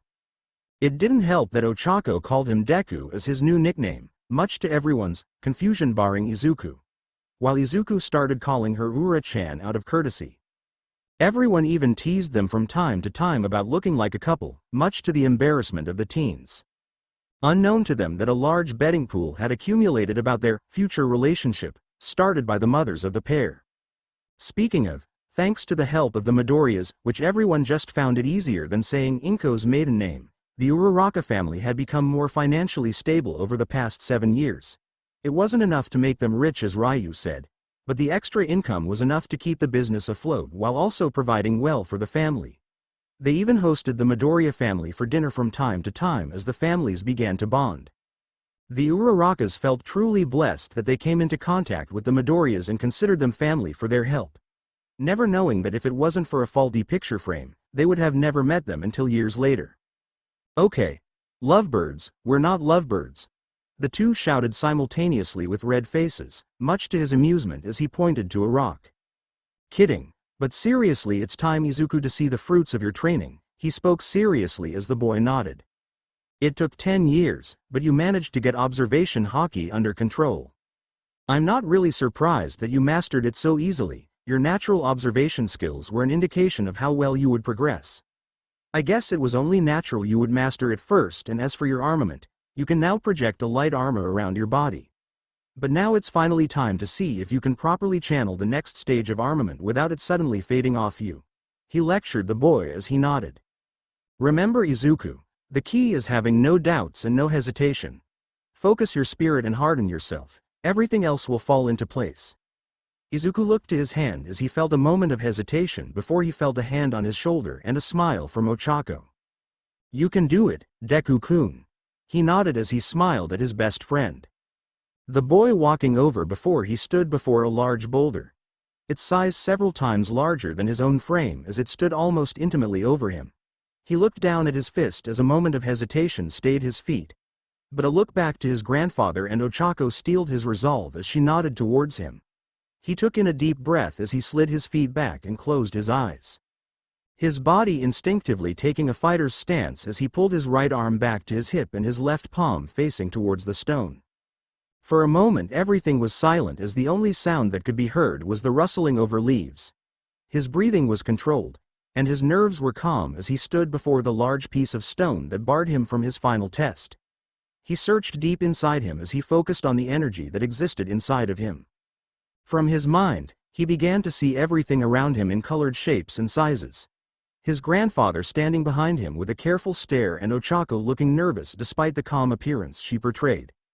A small smile on his lips as he felt the energy surge inside of him and gather at his fist. He imagined it becoming a part of him, hardening around his arm and clinging to his skin like a second coat. When he felt that sensation, he thrust his fist forward and smashed it into the rock. A loud crack followed by the sound of crumbling rock forced him to open his eyes as the giant boulder had been reduced to rubble. He looked to his arm as a sense of joy flooded his system, staring at the appendage. The reason being was that the arm itself was now coated in a strange black substance that looked almost metallic in nature. To others, it would almost be confused for a hardening-type quirk which was fairly common. But for Izuku, Ochako and Ryu it was more than that. It was an indication that the past 10 years of training had finally come to fruition. It finally meant, "Congratulations kid, you've reached the second stage of armament Haki." The substance faded as he felt no pain in his arm, only pride as he smiled at the man that gave him this ability. "You did it." A sudden body latched onto him as for a moment he was stunned before the smiling face of Ochako greeted him. "See, I told you, you could do it. I'm so proud of you, Deku-kun." A bright smile on her face as he smiled back, before he realized his situation as he felt too, surprises on his chest as he blushed rapidly and sputter incoherent words. "Deku-kun. What's wrong?" Suddenly looking down she realized his sudden sporadic behavior as a blush quickly made its way over her face too. I'm sorry." Both of them turned into blushing stuttering messes as Ryu watched on with an amused happy smile on his face. Is it springtime already?" Ryu dojo. After that embarrassing moment was over, the three went back to the dojo as they discussed the next stages of their training over breakfast. It had become a habit that the Ochako would join the Midoriyas for breakfast after training.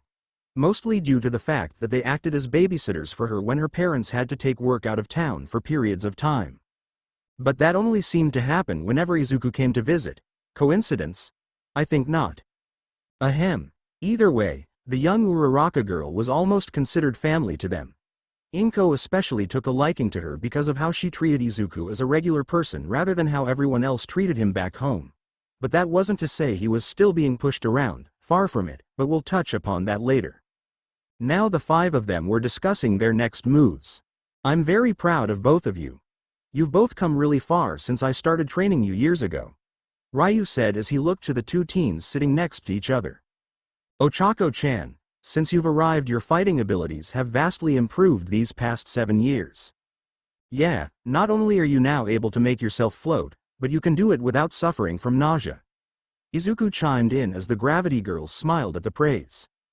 "However, you still have that weakness of nausea when you overuse your quirk for extended periods or exceed your weight limit, not to mention you still can't help yourself when you see something funny and lose composure," he commented as she nodded, slightly embarrassed. "Still, I have never seen anyone master as many grappling and takedown techniques as you have, young Ochako-chan. You're even able to predict how your opponent will strike. If I didn't know any better, I'd say you have a limited access to observation Haki. It is unfortunate that you haven't been able to harness armament Haki." She smiled and shook her head. "It's fine, sensei. I don't think it suits my style. My quirk cancels gravity, and to use it I think I need to be more ground-based. But being able to use a little of observation has definitely helped, thank you," she said as he nodded and then turned to Izuku. "As for you Izuku, you have improved the most since you came here 10 years ago. When you came here you had almost lost all hope of ever becoming a hero. But through these past 10 years, you've not only met my expectations of your training, but you also blew some of them out of the water. It took me 20 years before I could summon the physical augmentation of armament, while you've managed to do it in half the time. Not to mention your observation Haki has far surpassed my own. I'm really proud of you Izuku."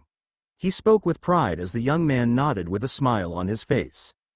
"That being said, you are still far away from completely mastering armament Haki and still have yet to access Conqueror's Haki. At most, you can summon armament on your arms and legs, and even your forehead if necessary. Not to mention you're still not fully accustomed to utilizing it in combat. Something we'll hopefully fix up before you got back in 3 weeks." He commented as Izuku nodded while Ochako pouted. "I hate it when you go back, it's not the same without you." She moped slightly as he chuckled. "I know, it's not the same without you either. You're the only real friend I have, and we're only separated by 2.5 hours. But don't worry, that will all change once we make it into high school." He tried to comfort her as she nodded. "Speaking of which, are you two still planning to go to UA?" Inko asked as they both nodded. "Yep, it has the best hero course anywhere in Japan.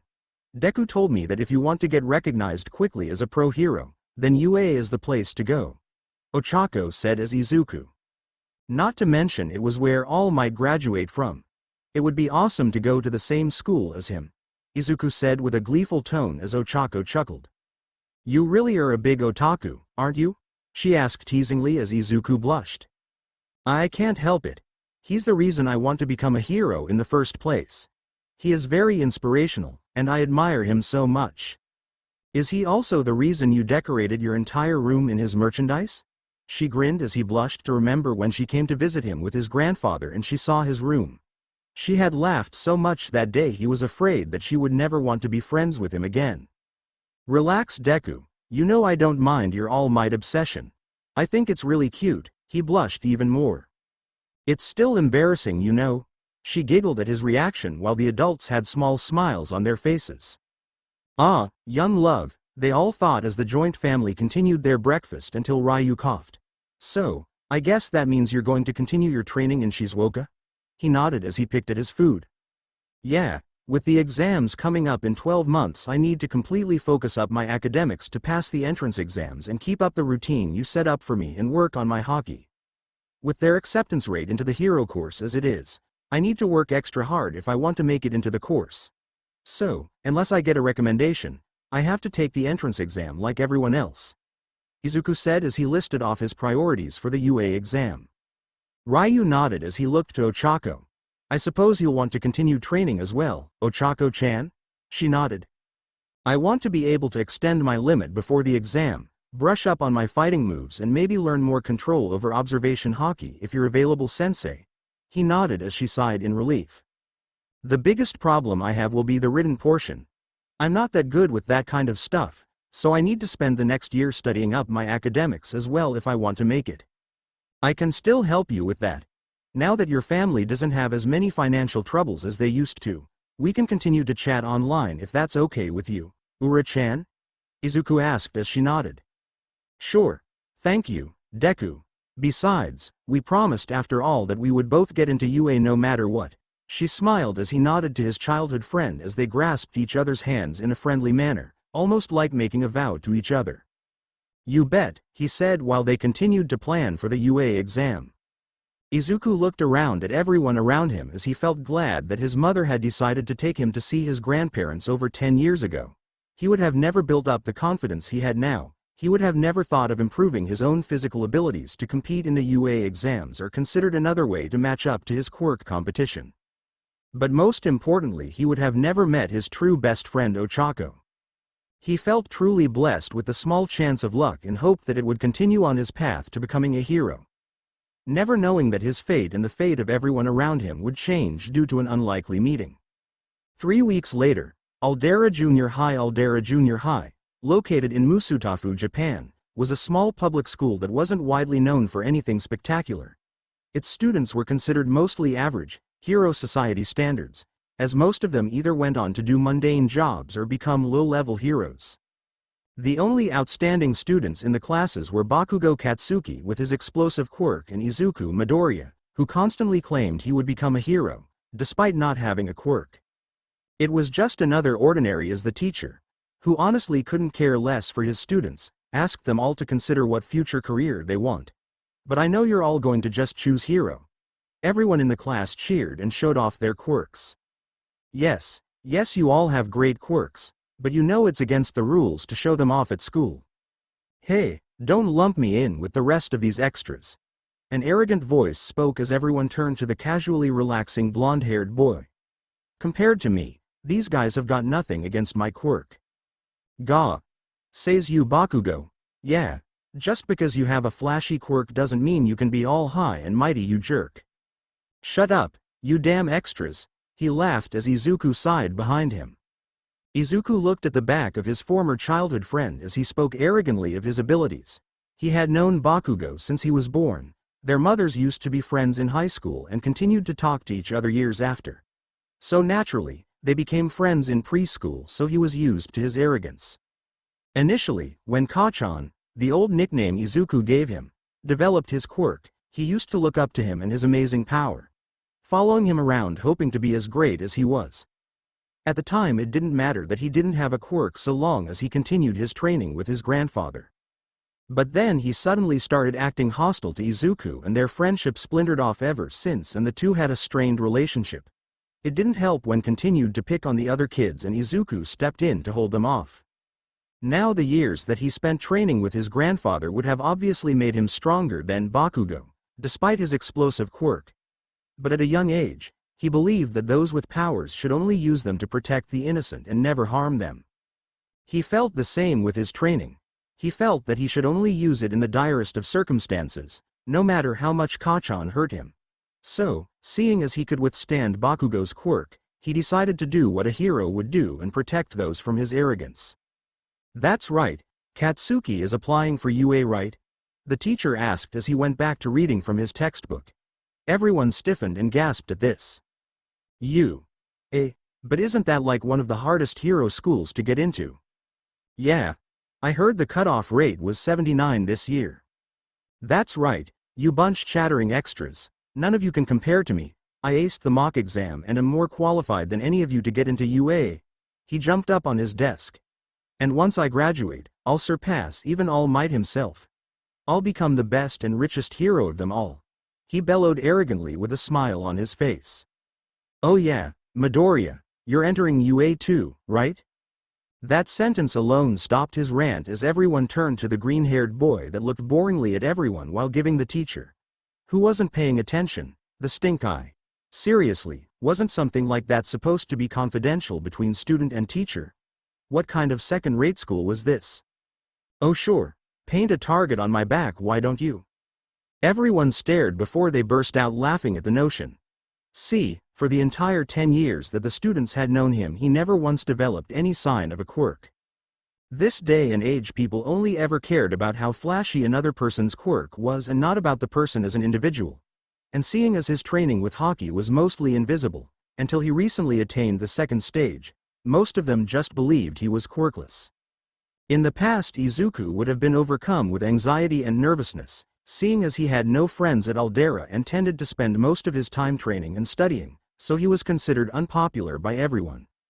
But because he built up confidence within himself and made a true friend in Ochako, he really didn't care what others thought of him so long as he became a hero. Deku. He instantly moved his books out of the way as a fiery hand slammed into his desk. Thanks to his Haki, he was able to predict it and protect his supplies from damage. He didn't even flinch as Bakugo glared at him, hoping to intimidate the boy into submission. Peeved. Fat chance of that happening. What the hell is this? You think you can rub shoulders with someone like me? Get bent. The hero course is no place for a quirkless person like you, he said with a snide voice at the greenhead, who only looked back blankly at him. First off, please stop setting my desk on fire. I'd rather not have to go through another school year with the smell of burnt desk wood. Second, last time I checked, this is a free country and I have a right to participate in the exam just as much as you. Especially now that they got rid of the quirk rule. Besides, it never hurts to try, right? He asked with a straight face as Bakugo and everyone else just laughed at him. Try? You want to try? Get real, Deku. What the heck can you even do anyway? He resisted using his Haki to prove him wrong as everyone continued to laugh at him. More than you know, Kacchan, more than you know. Downtown. Near Tatooine Station, meanwhile, far away, a villain made of pure sludge grabbed a purse from an unsuspecting lady as he ran quickly from the scene, unaware of a skeletal-looking man walking out of a convenience store, with drinks and clothes several sizes too big for him. Ha ha. Good luck, losers. Nobody can stop me with my quirk, he yelled as he ran from the scene. He noticed the commotion as everyone called out for a hero. From behind them, steam started to rise from his body as his skinny frame slowly began to bulge and develop into muscles. Have no fear. Why? Everyone turned and even the villain gasped as the man grinned. Because I am here, Aldera Junior High, after school. The students began to gather and exit the classroom as some of them chatted about new things like games and stuff, while others asked if they wanted to go karaoke. Izuku, on the other hand, had plans to continue his training and then Skype Ochako for another study session tonight. But before he could grab his hero analysis journal, Bakugo grabbed it and held it out of his reach. Deku, we're not done yet, he angrily spoke to the boy as Izuku sighed. Of course not, when are we ever? He thought as he turned to Kacchan and his two other lackeys. It was always like this. Bakugo and his gang would gang up on him, tell him how weak and pathetic he was and try to crush his resolve to become a hero. Honestly, at this point, It was like listening to a broken record player. Which was why Izuku just stared boringly at him. A thing he found that pissed Bakugo off more since he no longer took satisfaction in the fear that would have otherwise permeated his face. What the heck is this? Hero analysis for the future. Ha! What a nerd! One of the lackeys spoke as Bakugo held it in his hands before igniting it with his quirk. A brief flash of anger crossed Izuku's face before he managed to restrain himself. Listen up, Deku. The best heroes showed signs of greatness even as children. Because they, like me, have powerful quirks that make them stand out more than people like you that have no quirks. I'm going to be the first and only student from this crappy school to enter UA and become a hero. Because let's face it, I'm better than everyone here. But you, on the other hand, have no special qualities or talents other than academics.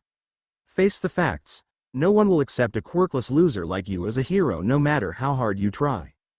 So vain. Bakugo placed his hand on his shoulder as smoke began to rise from his jacket. So, listen well you damn nerd.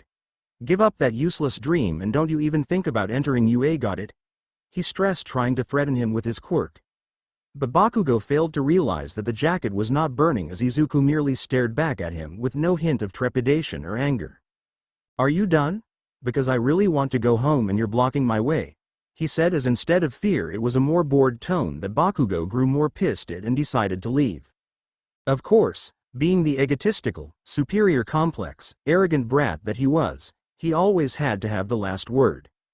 You really want to be a hero so bad? Then why don't you jump off the roof and pray you to get a quirk in your next life? At that point, both of them realized that it went too far.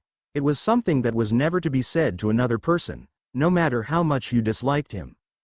Despite his attitude, Bakugo was a smart kid and always tried to be careful at school lest he jeopardizes his chances at getting into UA. Deep down even he knew he crossed a line. But he had said it and it was up in the air and it wasn't like he was ever going to take it back. Luckily for him, Izuku was stronger than he ever gave him credit for, both physically and mentally, and knew he would never consider the option. Both of them left the room that had gained an awkward silence as he fished the book out of the koi pond. Good thing I sprung for the water-resistant paper, he joked while his mind was thinking back to what he said as he shook his head. What was he thinking? Doesn't he know that's the last thing a hero should say? He shook his head and began to walk home, going through a small tunnel as he failed to notice the sewer drain begin to move. Get a hold of yourself, Izuku. Remember what Grandpa said, don't let others tell you what to do. Life is your choice and yours alone. So, what if he and everyone else thinks you can't be a hero? I'll show him and everyone that I can be a hero. Just stiffen that upper lip and laugh in the face of adversary. Just like All Might, ha ha. A large shape quickly emerged from a manhole cover. He spun around to see a large green liquid rushing towards him. Shit! He yelled too late as the liquid quickly wrapped itself around him.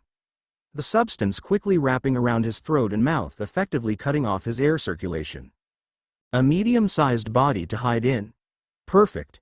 The substance with two yellow eyes and jagged teeth said as it wrapped around the young Midoriya. Shit. A villain. How the hell did he sneak up on me? I must not have been paying attention. Shit, rookie mistake. Contrary to belief, observation Haki was not all-seeing. It needed to be consciously active in order for the user to detect another's presence. Because Izuku had been distracted by his former friend's crude suicide goading, he failed to keep up his Haki and got attacked. It also can't predict random attacks that the user or the attacker can't predict. That was the only reason he got ambushed. Relax, kid. I'm just hijacking your body for a bit. You have a strong body. You've really saved me, hero, he spoke mockingly as he strangled the boy. I never expected him to be in this town. But don't worry, it'll only hurt for 45 seconds, then it will be all over. He laughed as Izuku continued to struggle.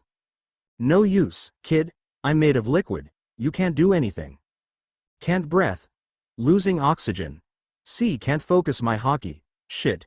Grandpa is going to be so pissed when he finds out about this. His vision began to darken as he slowly turned his gaze to the villain as his grinning smile reminded him of everyone in his life that doubted him. Everyone that believed he can't be a hero because of his quirkless birth. Everyone from the day he found out that he was quirkless, that he could never be a hero, and that snapped something inside of him. Let me slowly turning his head to the eye, as every emotion he ever felt bubbled to the surface. Let me. He stared straight into his eyes as he glared into his soul. Let me go. The villain visibly shook as he stared into the eyes of the green-haired boy. Something inside him shaking from fear as if he was staring at death itself. What the hell? Before anything else could happen, the manhole cover exploded off as a triumphant voice called out. Fear not, young man. The villain and Izuku turned and gasped. If he could. As a tall, muscular man stood before them. For I am here. Izuku's eyes widened in shock and awe as he instantly recognized the man before him. All Might. Shit. He found me. The villain yelled as he tried to make a run for it only to be stopped by these two words. Texas. He flung his fist towards the sludge. Smash. A large and powerful gust of wind slammed into the two of them as the villain splattered the villain off Izuku. If he were weaker in the past, Izuku would have been knocked out by the sudden shockwave, but thanks to his training and Haki mastery he was able to stay conscious. He stared in awe at the man he considered his idol. A man who had quickly risen to the ranks of the #1 hash in all of Japan and considered a symbol of peace. He's so much cooler in person. The man flashed his signature smile. Faster than Izuku could register, the man had somehow quickly gathered up the remains of the sludge villain and shoved him into a 2L bottle of soft drink. Young man, are you all right? He asked. Izuku could only numbly nod, being in front of his idol. Thank goodness. I must apologize for getting you caught up in my villain hunt. The little bugger tried to lose me in the sewers and I got a little lost. Mistakes like that aren't my style, but thanks to your bravery I was able to contain the villain. He proclaimed as Izuku continued to just stare at the man. Kid? Are you all right? He asked when Midoriya said nothing for the last minute. Wah, it's really you, All Might, he suddenly yelled. Gah. Don't scare me like that. You nearly gave me a heart attack. Sorry, it's just that you're All Might. The real All Might. Yes, I am well aware of who I am. He joked as Izuku quickly stumbled around and grabbed his notebook. Would it be all right if you signed my notebook? I promise I'll take great care of it, he asked as the man merely laughed and opened up the small notebook. Sure thing. Anything for my fans. He turned the pages looking for a space to write, but while also looking over the notebook he noticed all sorts of statistics and data regarding most of the heroes that were on public duty. It even listed their quirks, pros and cons depending on the situation. My word, these are extremely well detailed and precise. He even has accurate data on Mount Lady's quirk and she only just debuted today. This boy has extremely keen observation skills. If this were to fall into the hands of villains, it could be bad. He looked to the boy who was staring at him with admiration and pride. This kid, he has a very sharp mind. Could he? He shook his thoughts away and wrote his signature on the paper. Here you go, young man. Don't go trying to use that to forge my identity or something like that. That would be most villainous. He advised as Izuku nodded, say it would be a family heirloom for generations to come. He was so glad Ochako wasn't here, otherwise he'd never hear the end of it. Just as he was about to jump away, a thought had surfaced in Izuku's mind. Something that had been bugging him for the past 10 years he spent training. Something that he knew neither Ochako nor his grandfather could answer. Something he needed to ask the #1 hash hero himself.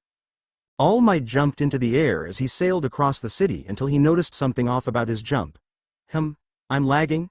He looked down and nearly gasped in shock at the same kid from before as he held onto the man's waist with a strangely calm look on his face. What the hell? Excuse me, but there's something I got to ask you, something really important, he yelled over the wind. This is kind of invasive, kid. I love my fans, but this is too much, let go. But it's really important. Plus, if I let go at this height, I don't think I will survive the fall. That's a good point. The two landed on a rooftop as All Might looked a little upset. Of all the reckless things teenagers do, this is a new one.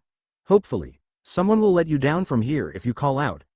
I really have to go, kid, he said as he turned away. Wait a minute. He called out. There's something really important I need to ask you, something I think only you can answer. The man was about to jump away again when he asked. Is it possible for someone to be recognized as a hero, even without a quirk? This seemed to stop him as he lingered near the edge. Recognized without a quirk? The man asked before he stiffened. Shit, not now, Izuku nodded, completely missing the steam rolling off the man's body. You see, when I was 4, I was diagnosed as quirkless. The doctor said it had something to do with my toes, but that's not important. He looked down at the sad day replayed in his head. Ever since I was little, I always wanted to become a hero, thinking I would be an awesome hero once I got my quirk. But when I found out I didn't have one, I was nearly crushed. At first, I thought there was no way I could be a hero. But then my mother took me to see my grandfather and changed my life. He smiled at the memories of his grandfather's words, all the while ignoring the man's size shrinking slightly. I've spent 10 years training myself in order to become a hero, pushing myself to the limit so I could fulfill my dream and my promise. But even though my family and my best friends say I can be a hero, I need to know from you. I want to know if I can become a great hero and recognized as one without a quirk. Who can save people with a fearless smile on his face? He looked up and smiled to the man. I want to know if I can become a hero just like Y. Instead of seeing All Might in his muscular form, what he met was a frail, skinny-looking man with black sclera and blue eyes with shaggy blonde hair that had 2 bangs hanging down his face. He stared in absolute silence, trying to register what he was seeing. After a little bit, he finally found the right words. What the hell? He yelled. Who are you? Where's All Might? I can assure you, kid, I am All Might Blurg. A waterfall of blood rolled out his mouth, causing the boy to freak out even more. At first, he tried to see if he was a fake and used his Haki to sense if the man was an imposter. But the energy he felt was similar to the man who saved him, and he could detect no hint of lying in his voice. All Might, is that really you? What happened to you and why do you look like that? He asked as the man sat down. Well, kid, this is my true form. Whenever I'm out harrowing, I buff my body up to use my quirk. Kind of like a guy at the pool who's constantly holding in his gut. As for why I'm like this is because of this. He lifted up his shirt as Izuku nearly gagged at the sight. On the left side of his chest was a large scar that spread out like a ghastly spider's web, radiating from a nasty hole-shaped scar in the center. Small healed-over holes indicated the use of stitches and God knows what else. It was almost like something had been driven into his chest. Pretty nasty, huh? I got this 5 years ago from an enemy I'd rather not talk about. My respiratory system was nearly destroyed, and my stomach was removed due to the damage. I've wasted away because of the after effects of those constant surgeries. Now because of it, I can only be a hero for 3 hours a day. No way. Wait, 5 years ago. Was that when you faced Toxic Chainsaw? He chuckled to himself as he lowered his shirt. You've done your homework. Nah, that punk couldn't have inflicted this type of damage to me. No, this was made by an old enemy of mine that was never made public. More, I asked it not to be made public. I asked because the symbol of peace needs to appear invulnerable, to show that he can never be daunted by evil. If this made it out, then villains would become more brazen. Which is why I always smile, so that they can never know of the overwhelming pressure and fear I feel. Izuku was shocked as he heard these words from his hero. A man who always smiled in the face of adversary no matter how dire the situation. But hearing the reason behind his smile nearly shook up something inside of him. But to answer your question, no, I don't think you can be recognized as a hero without a quirk. His heart jumped in his chest as a feeling of despair punched him in the chest. You can train all you want and build up all kinds of muscle, but it won't matter when the guy you're up against can shoot laser beams out of his eyes. Pro harrowing is a dangerous occupation and we are expected to risk our lives to save the people. Without a quirk, I'm afraid it's an impossible dream. Izuku felt his soul shake with grief as his idol spoke those words. If you truly desire to help people, then become a police officer. They're often mocked for cleaning up after a hero's work, but they are admirable and noble professionals. There's no shame in that career path. He got up and began to walk away without looking at the boy. It's not wrong to strive towards a dream, but you have to balance it with reality as well.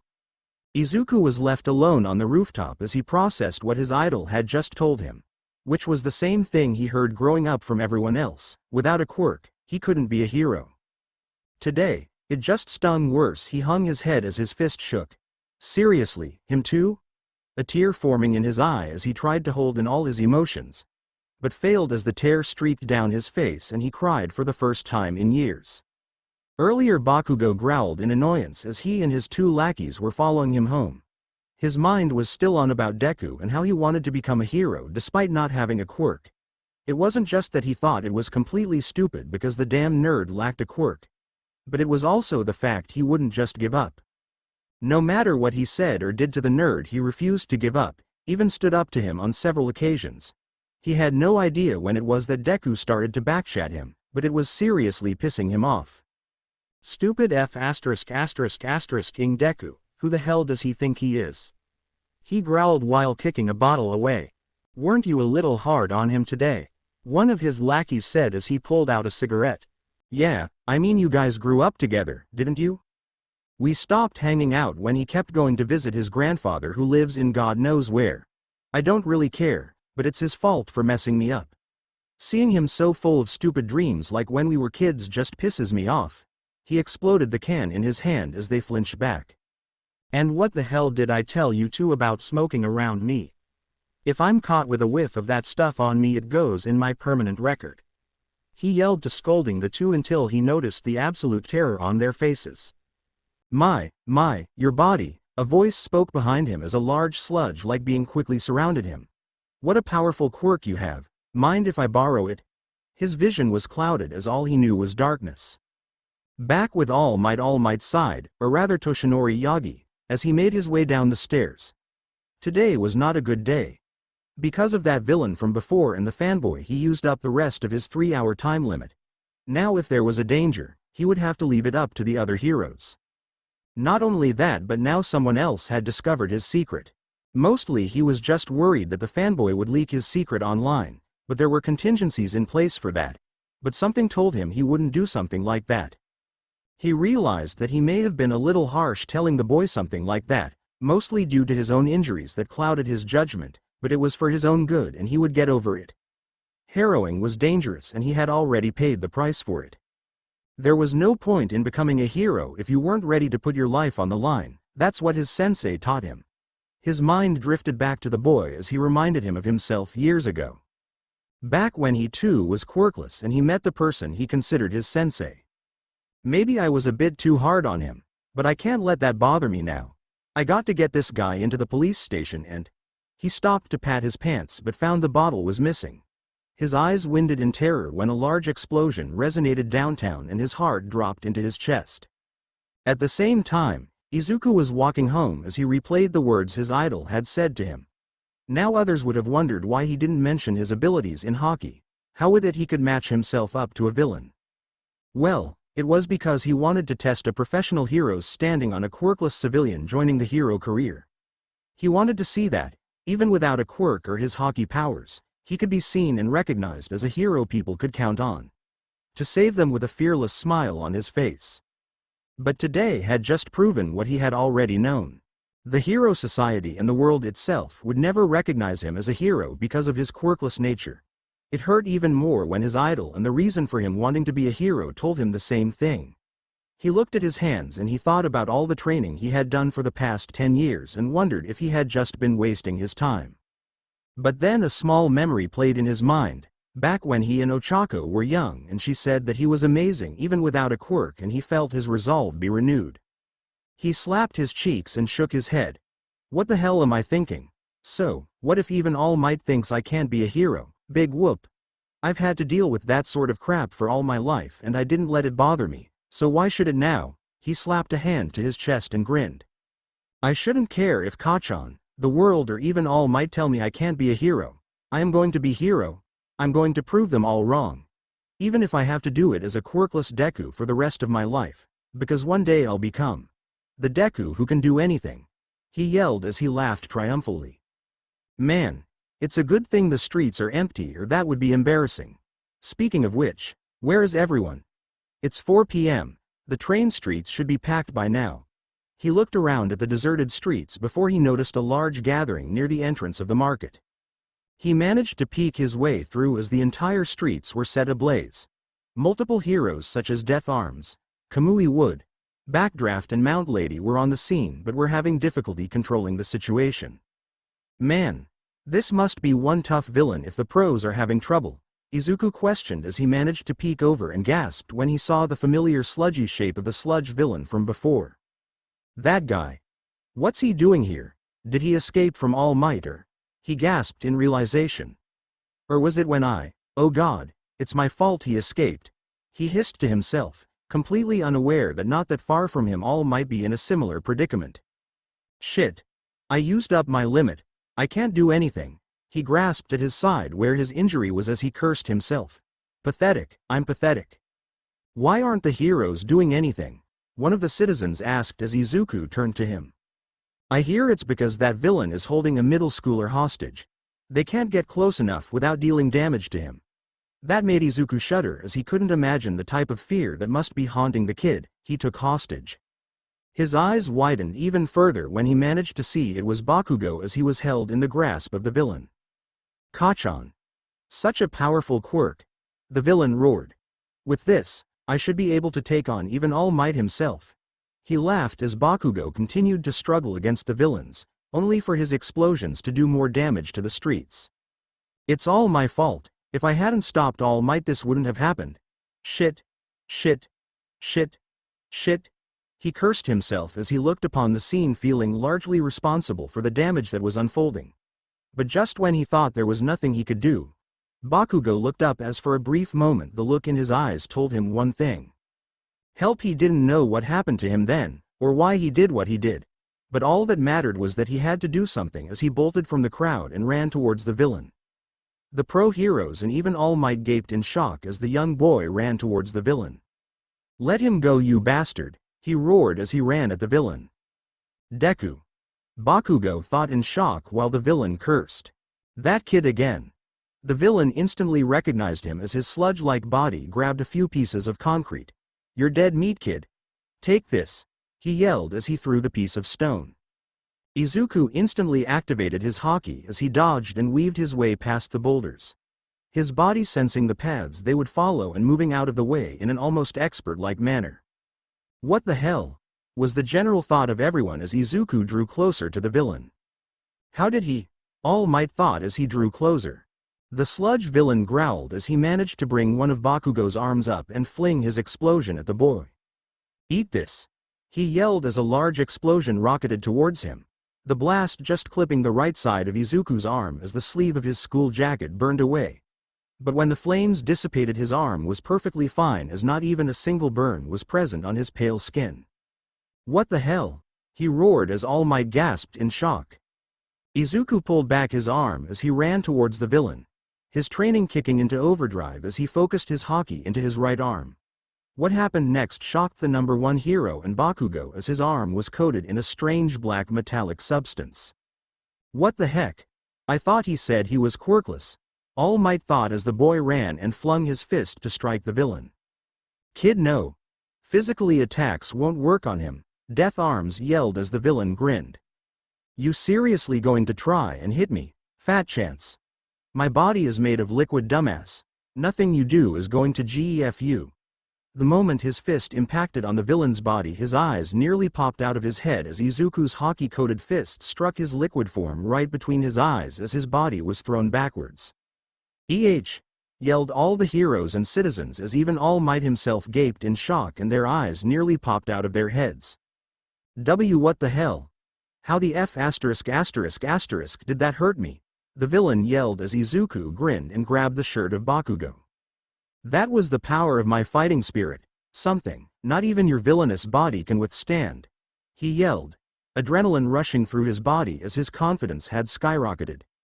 His words almost resonating amongst the crowd as everyone stared in awe, even causing some of them to cheer and encourage him on. He managed to pull Bakugo halfway out of the disoriented villain and freed him from suffocating. What the hell, Deku? How are doing that? And why the hell did you run out here? Bakugo yelled as Izuku continued to pull. Honestly, because my legs moved on their own, and someone told me that a hero needs to be willing to put his life on the line.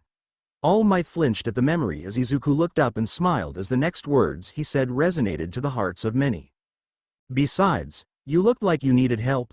All Might gasped as the words he said resonated greatly within him as he hung his head and grasped the pull tighter. I really am pathetic. Steam rolled off his body as his arm began to enlarge. Arg! You brat! The villain roared as he pulled against Bakugo, while Izuku continued to pull as well. His feet digging into the concrete as he struggled to pull out his old friend. The sludge whipped out as he grabbed a small bit of rubble and tried to bash his face. But Izuku managed to barely avoid the hit as it scratched just under his eye. But he didn't care about that as he continued to pull. Just hang on, kid. Death Arms yelled as he and the other heroes sprung into action. Help is coming. The villain growled as he grabbed more rocks and flung them at the heroes. Stop. Stay back. He roared as he forced them back, his attention directed solely on Izuku as his foe made quick to grab him.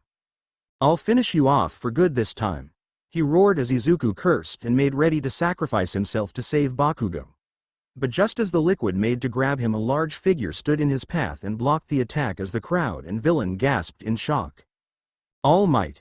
They yelled as the man grinned. I really am pathetic, he spoke low enough for Izuku to hear as he stared at the back of the man.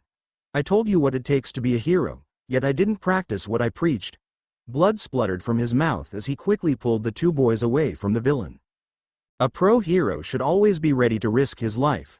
Thank you for reminding me, young man. No. Not again. The sludge villain yelled as All Might threw his fist. Detroit, he swung his fist with all his strength.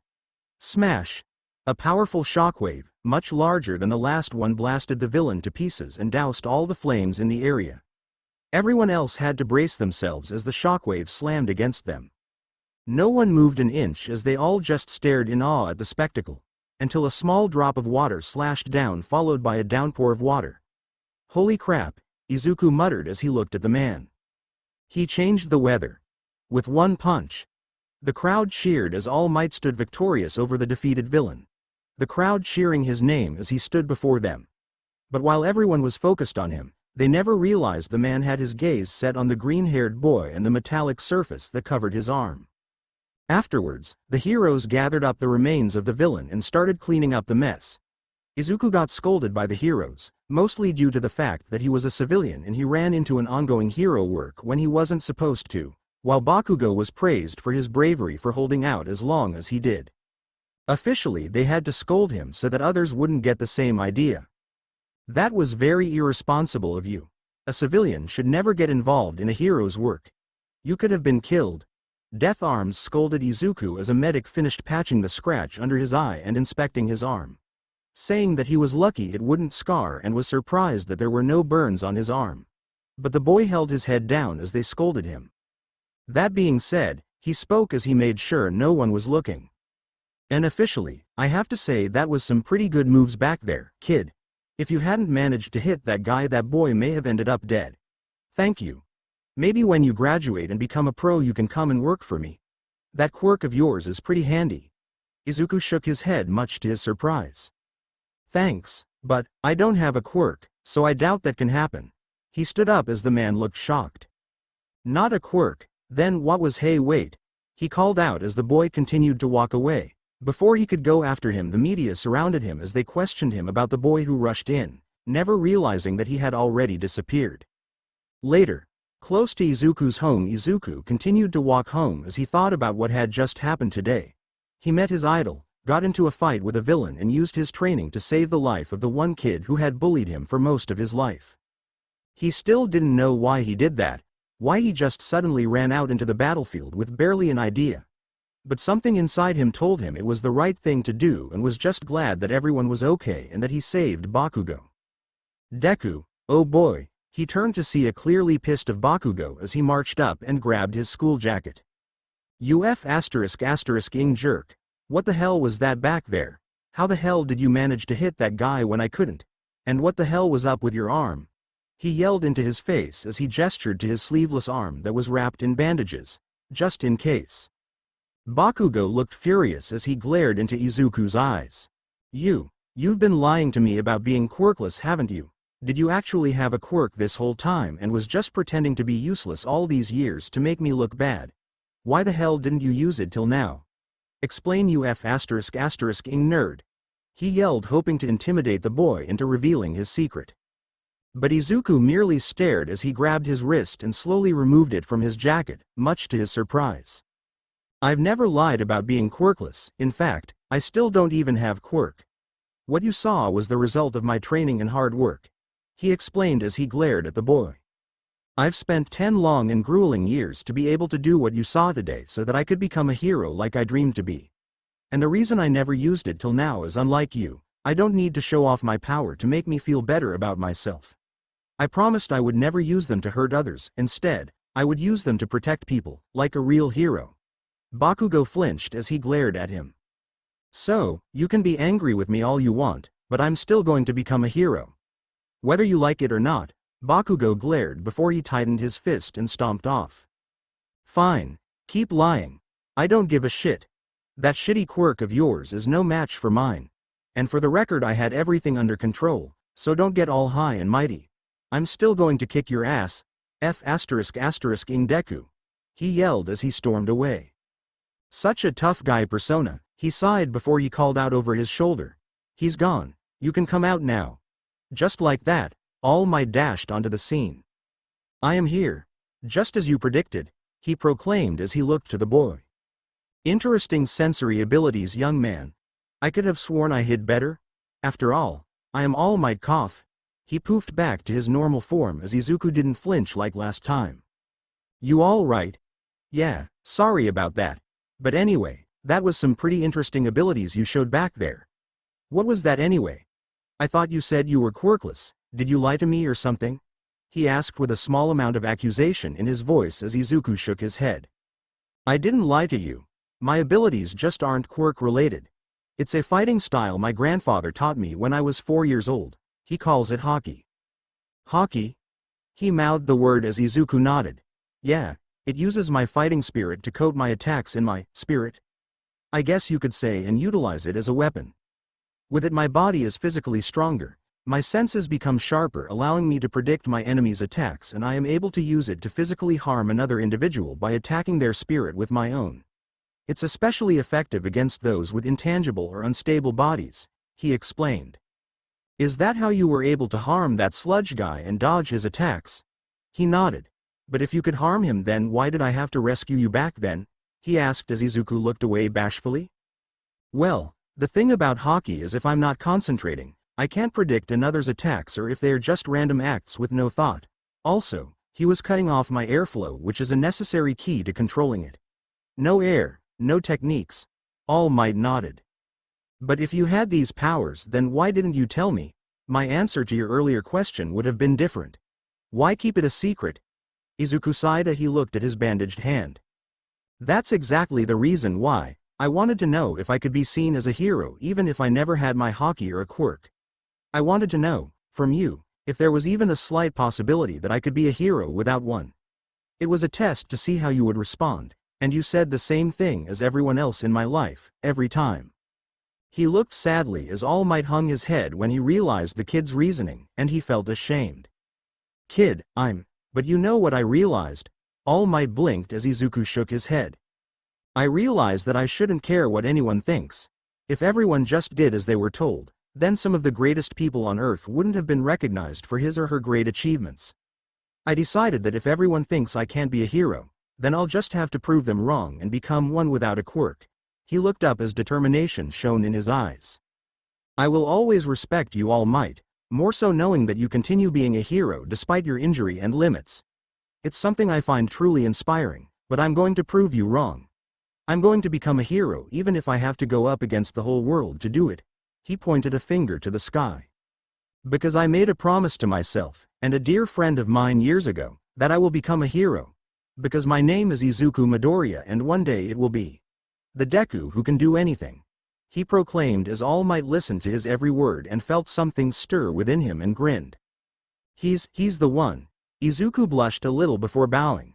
Anyway, I'm sorry I got in the way of your harrowing and let the monster escape.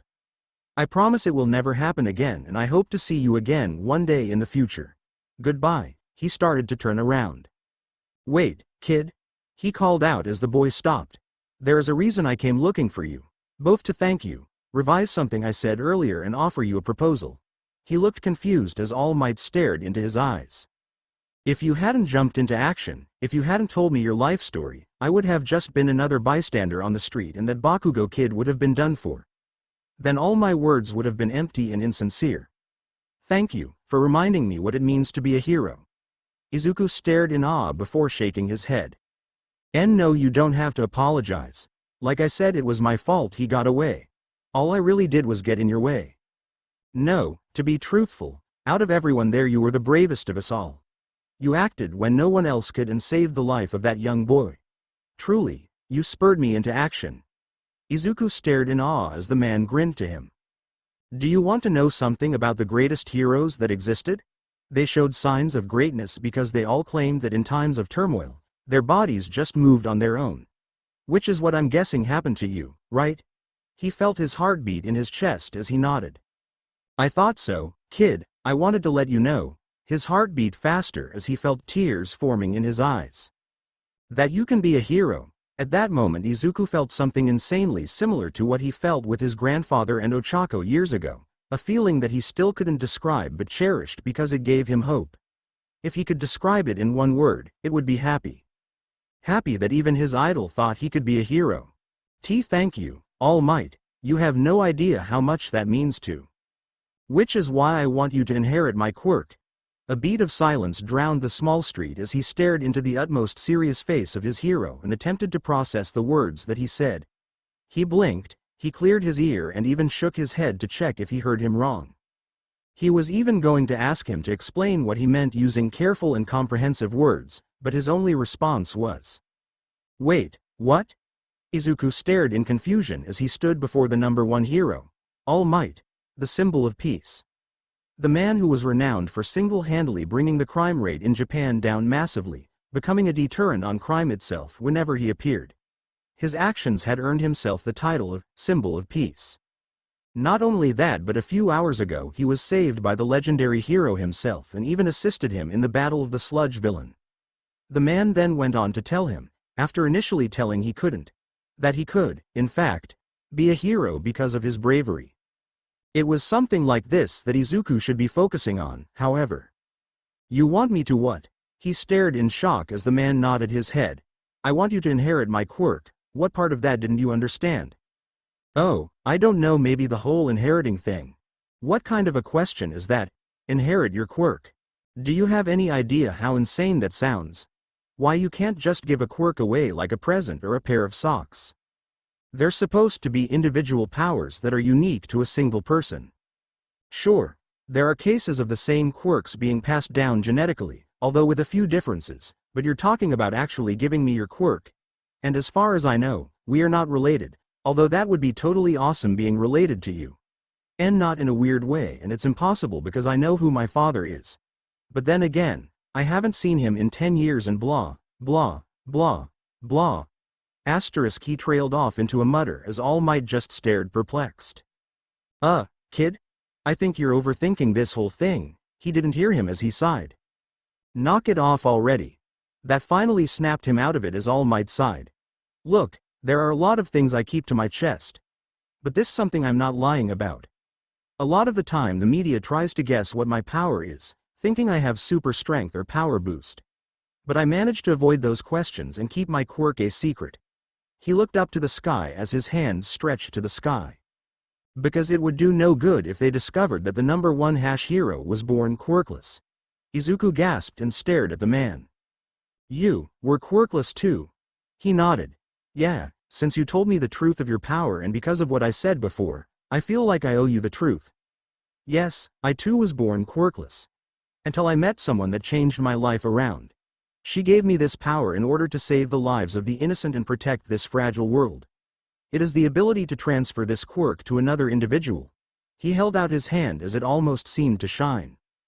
The power I have is called, one for all, like the Three Musketeers quote? All Might nodded as he chuckled at that. Yes, see how it works is that it started off as one power and then that power was transferred to another. The new user cultivated that power and passed it on to another. This process was repeated several times over the past 100 years. Each time it was passed on it became stronger. It is a crystalline networking power that gives me the power to save those that cry out in fear. I am the 8th user of this power and now, I hope you will become the 9th. But, why are you giving it to me? Surely you must have had someone else in mind before me? Yes, there were others that I considered or were recommended to me, but honestly, you were braver than any of those heroes that were out there today. Braver than even me, someone I believe is worthy to inherit this power. You embody the very virtue of heroism and self-sacrifice that I believe makes a great hero. He looked down as he grasped at his side. But also, I won't be able to do this forever. He gestured to his frail and injured body. You see me as I am now, right? Today was just an example of what could potentially happen when my body can no longer continue being a hero. One of these days someone is going to get the drop on me. My body will shut down or I'll lose my step and I will die or be forced to quit. Do you know what will happen when that occurs? The crime rate will increase. The foundations that you laid by being the deterrent of evil will crumble and panic will ensue. He nodded as the thought alone scared both of them. In order to prevent that, the hero academies are trying to pump out more heroes in order to dissuade that inevitability until I find a successor to my power. But before that, I must ensure that this power is safely passed on to the next generation of heroes that will protect this world. It is a power that must continue to fight against the darkness. But I cannot just hand this power over to any individual. I need to pass it on to someone who embraces the ideologies of heroism and self-sacrifice, just as my master did so for me. He gestured to the boy before him. You are the only person I have met that fits these criterions. You are the only one I truly believe is worthy of inheriting my power. In you, I see now the next symbol of peace. Izuku stared in awe as he felt the weight of the man's words and the belief he had in him. It was something he felt proud of. However, he looked up as All Might waved his hand. You don't have to take this power if you don't want to. You just said before that you would prove me wrong and become a hero without one. I'll take no offense and find someone else. I just wanted to offer you the same chance I was given because I believe that you are the one that I can entrust this power to, but it is your choice, young Midoriya. Izuku took a moment to ponder as he weighed the options before him. One for all, a quirk that was passed down from one hero to another, getting stronger as each generation cultivates it. That kind of power would surely help him along his path to be a hero. It would go against everything he had stood for. But at the same time, it was also everything he wanted to be. A quirk that was the same as his idol. Not only that, but All Might felt that he was worthy to inherit such a power, him of all people. Initially, he had planned to continue his Haki training and become a hero without a quirk. To prove to everyone who ever doubted him wrong, that even someone without a quirk like him could become a hero.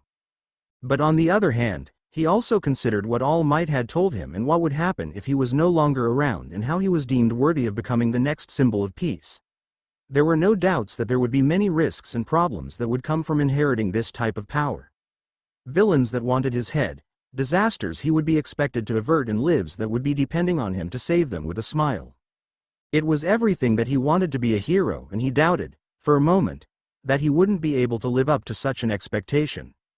But then he thought what a true hero would do. A true hero would take on this responsibility, this power that protected the weak and helpless, and use it for good.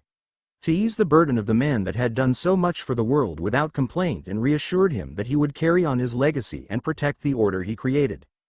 He knew his answer. Yes, I'll do it. I'll inherit your quirk and become the next symbol of peace.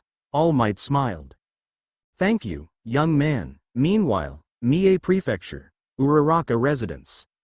Ochako Uraraka sighed as she placed her school bag down and flopped herself on her bed. School had felt particularly long that day and she was just glad that she could go home and relax. Of course, she still had her training to do, plus the study session she planned with Izuku later that night, but even she needed to relax every once in a while. She looked over to the side of her bed as she focused on a small picture frame that sat on the bedside table. The photo was that of a young Ochako and a young Izuku as they both wore their training uniforms outside his grandfather's dojo. The photo was taken to commemorate the day the two had moved up to the next level of their training. She smiled as she looked at the smiling and the determined face of her childhood friend. Ever since she met him 7 years ago, her whole life had changed. Her family was becoming more well off, not enough to make them rich but enough to live more comfortably. She was taking her hero training more seriously, more than she did before, and she had managed to gain more control over her quirk thanks to his analysis and suggestions. She honestly never thought that all these would happen if she hadn't been saved by the green-haired wannabe hero. But whatever the case was, she was happy that they met that day. Oh, speaking of which, she looked at the clock on the wall. It's almost time for us to chat. She ruffled in her bag for her phone.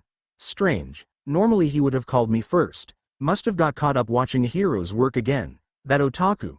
She chuckled and checked the newsfeed. Images of All Might appeared as he vanquished the sludge villain. Today the famous #1 hero, All Might, successfully defeated a powerful villain near the Tatooine station in Musutafu. The villain, now identified as Sludge Man, was taken into custody shortly after and is being held at Tartarus. The news reporter said as she perked up at the area. Oh, something about All Might in his area. He would definitely be all over that. She watched the news.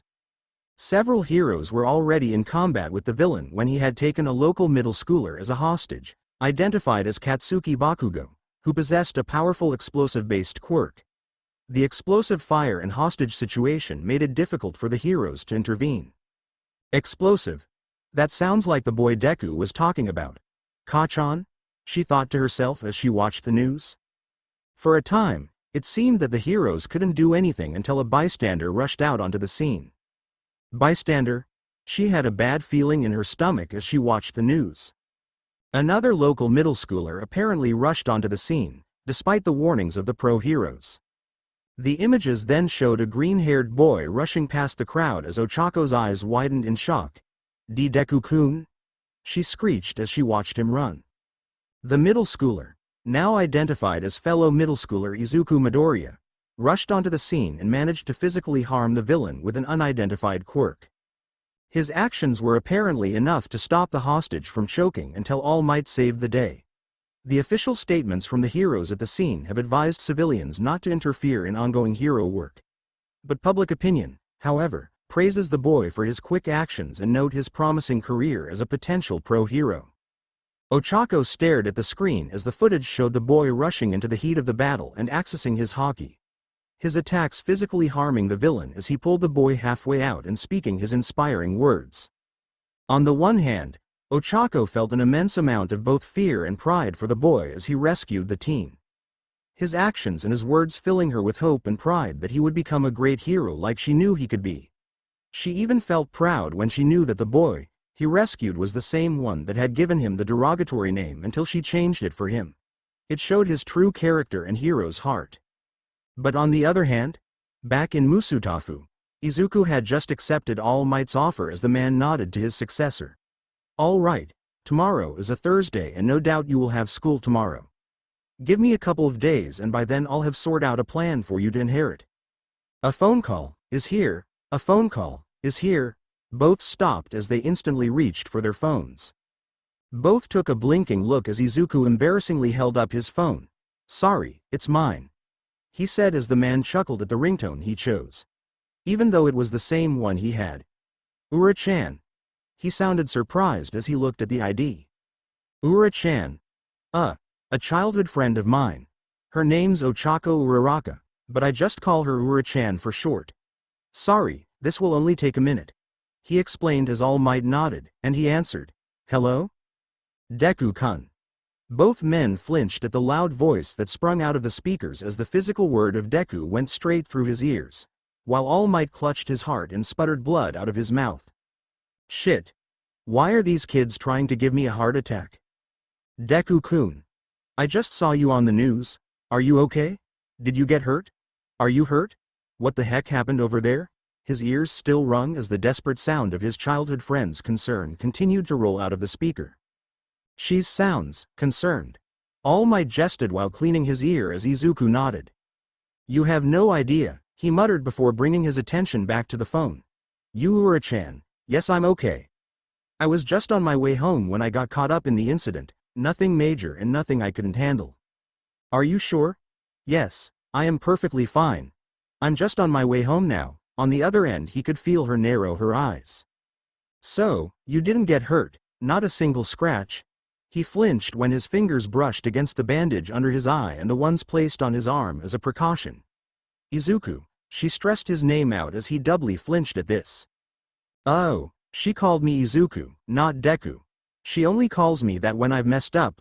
All Might looked confused. How's not being called Deku a good thing? Well, I may have gotten a little scratched up.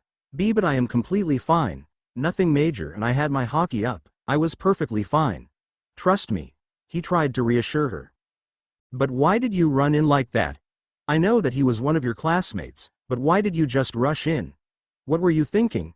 She asked as he sighed.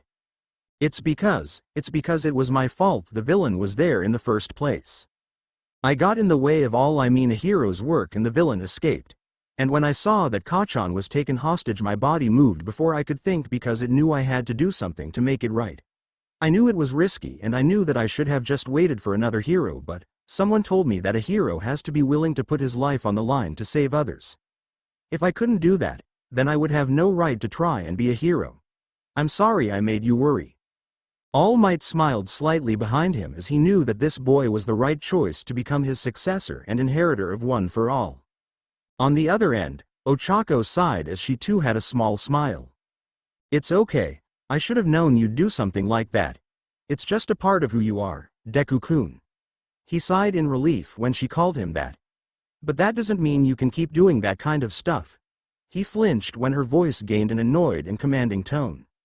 You're not a licensed hero yet, and I don't want you to do any unnecessarily reckless things until we're both pro-heroes, understand? He rapidly nodded his head even though she couldn't see him. Why yes, Ura-chan. I promise I won't do anything reckless until we're licensed, he responded stiffly as she nodded. Good, I'll call you later when you get home. We still have our study session on tonight, he nodded. I remember. I'll call you around 7, okay? Okay. Bye Deku, say hi to Inko-san for me. I will. She hung up as he sighed in relief. He turned to see All Might as he had a knowing grin on his face as the boy looked confused. What? Nothing. I'll text you the address later with where to meet up. He shook his head. Young love, such a beautiful thing. He thought as they exchanged numbers and departed. The sun began to set as the wheels of fate turned in the path for Deku. The next symbol of peace was about to begin. Aldera Junior High. The next day, unfortunately, that had to wait as Izuku still had school to attend to. After meeting All Might and having a panicking mother to deal with once he got him, All Might told him to meet him at Dagoba Beach on Saturday so that they could plan his training to inherit his power. Apparently, even though he was involved with a villain incident the other day, he was still required to go to school, seeing as the incident took place on a Wednesday and not on a Friday, which allowed All Might to begin working on a plan for the young boy while he was attending school. But the major problem Izuku was worried about was his old childhood friend, Bakugo. The boy was furious with him the other day when he showed his Haki abilities on national TV, due to the sudden appearance of All Might, and he saved Bakugo from being devoured by the sludge villain. The boy himself had made it very clear that he was pissed that he hid his quirk from him for years.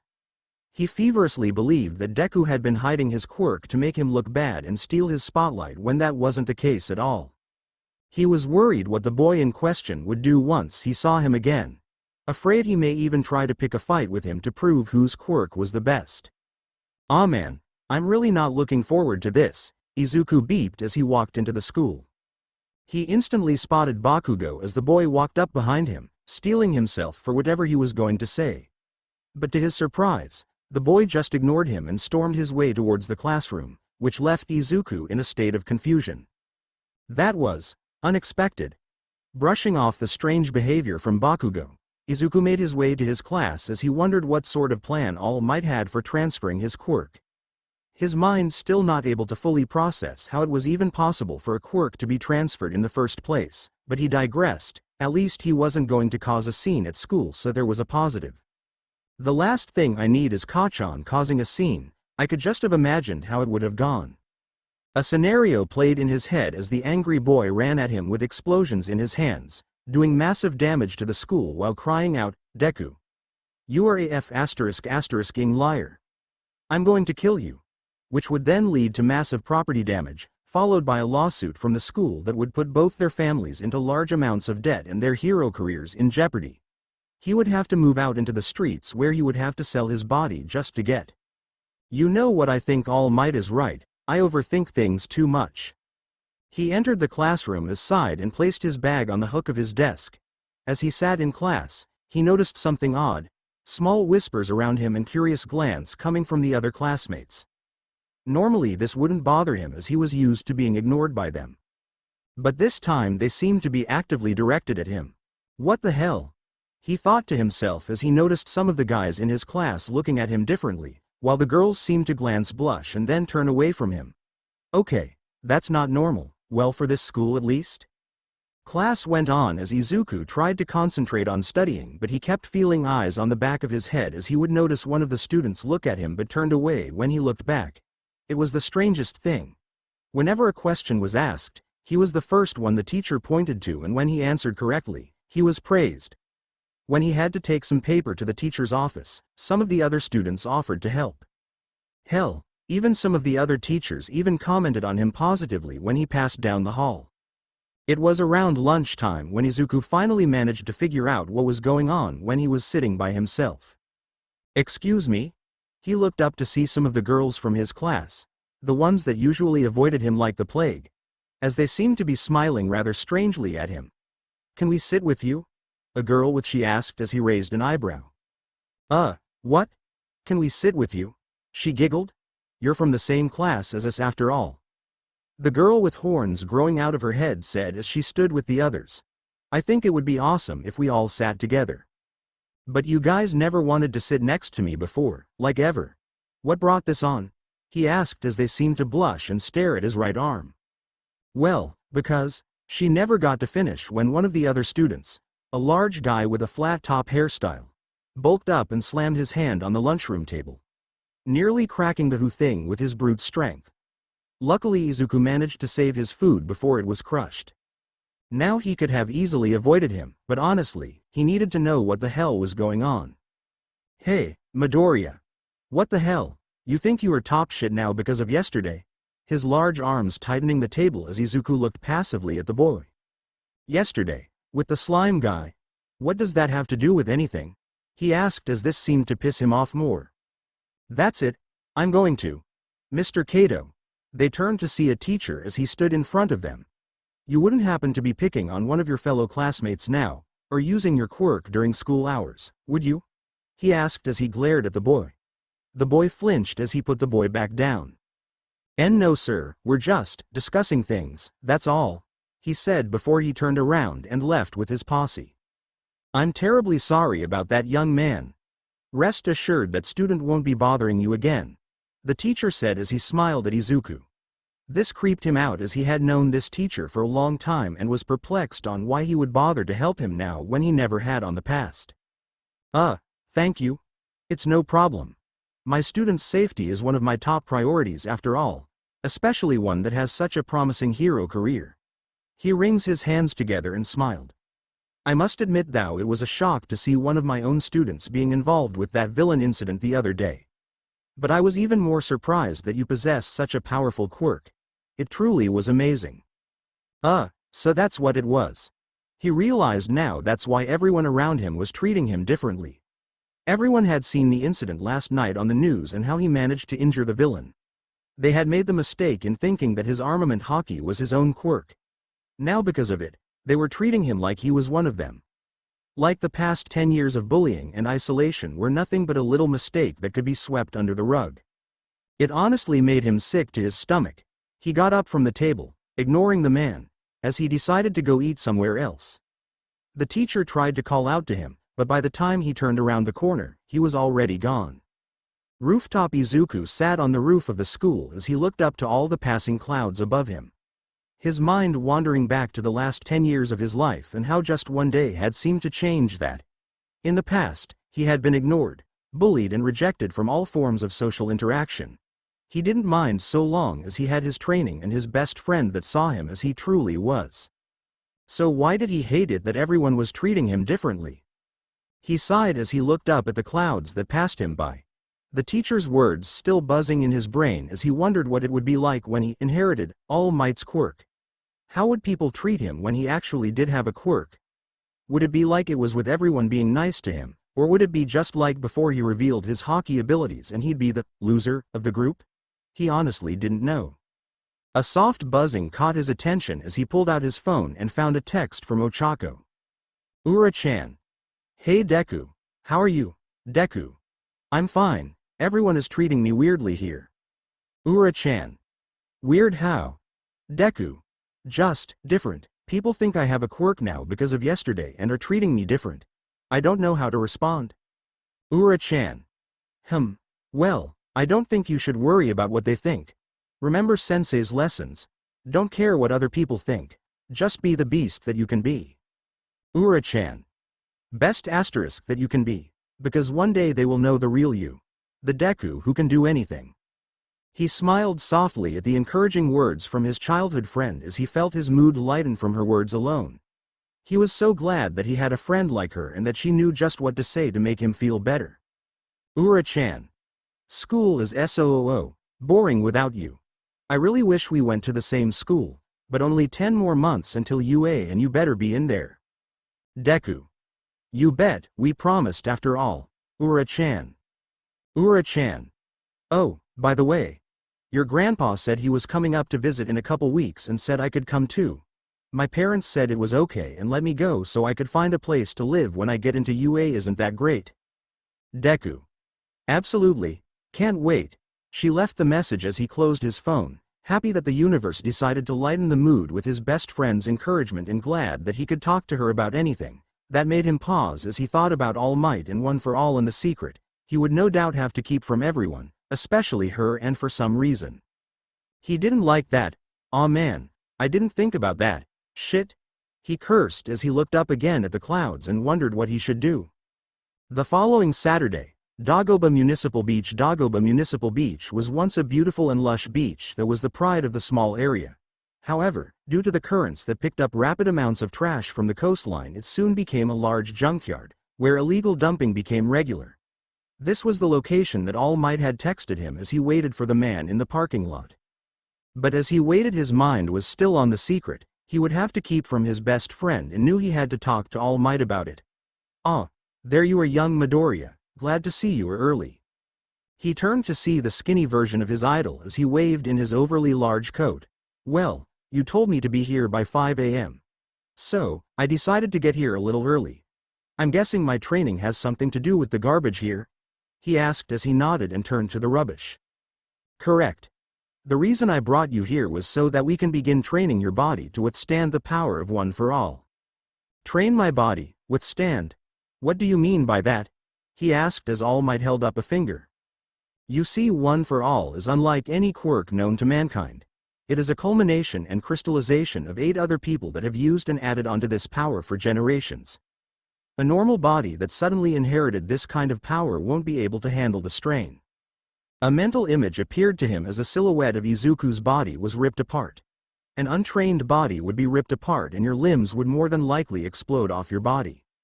My limbs would what? One for All is a powerful quirk. If you're not ready, it can kill you. He told the boy as he gulped. But, the man said as he recalled the incident 2 days ago. You told me that you spent 10 years training your body, correct? He asked as the boy nodded. Can you do me a favor and take off your shirt? You know that's not something a grown adult should say to a minor, right? All Might coughed up blood as he laughed. I guess you're right. He wiped the blood off his lips as he looked seriously at the boy. But seriously, I need to see if your body is already suitable to handle One for All. He nodded as he removed his tracksuit shirt and revealed his upper body, still clad in a skin-tight t-shirt, as it showed off the years of training he spent to attain Haki. Not bad. He observed the body and lifted up one of his arms. A lot sturdier than I thought it would be. Well, this will make it a lot easier for you to inherit my quirk. You may even be able to receive it right away, he said as Izuku gasped a little in awe. Really, just like that? When I inherited One for All, my body was a lot sturdier, that it made it easier for me to use it. When I first met you, I assumed you were one of those fanboys that didn't do a lot of exercises and would have a weak, lanky body. No offense. None taken, he waved it off. Anyway, seeing that you have a much sturdier body, you should be able to take One for All now. Not what I had planned, but never look a gift horse in the mouth. We can still use this space for training, but at least now you'll have a better grasp on it. So, he buffed up. Let's skip right to the award ceremony then.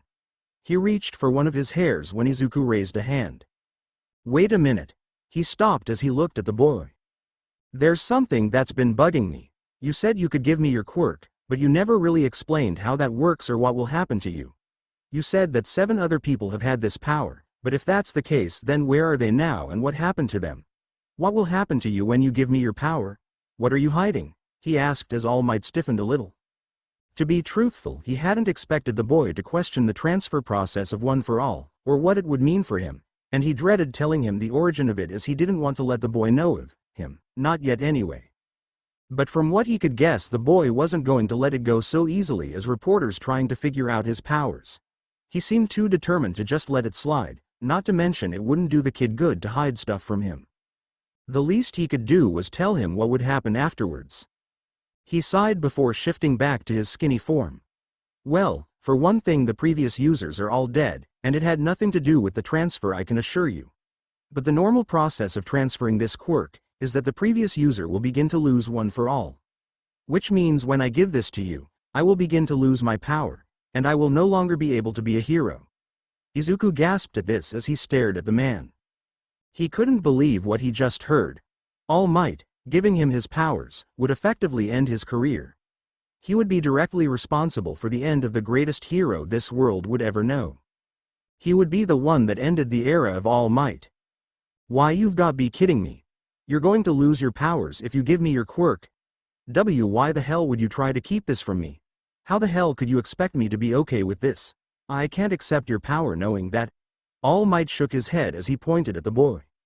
Young man, I was going to lose my powers eventually when I found my successor. Whether it was you or someone else, the transfer of One for All would happen. There's no getting around that. And I can't keep doing this forever. I'm on borrowed time as it is. Point is that one way or another I will no longer be the symbol of peace. Which is why I need you to take this power and become the next one. Izuku shook his head as he could not believe this. How long until you lose your powers? The man sighed as he held up his fingers and counted.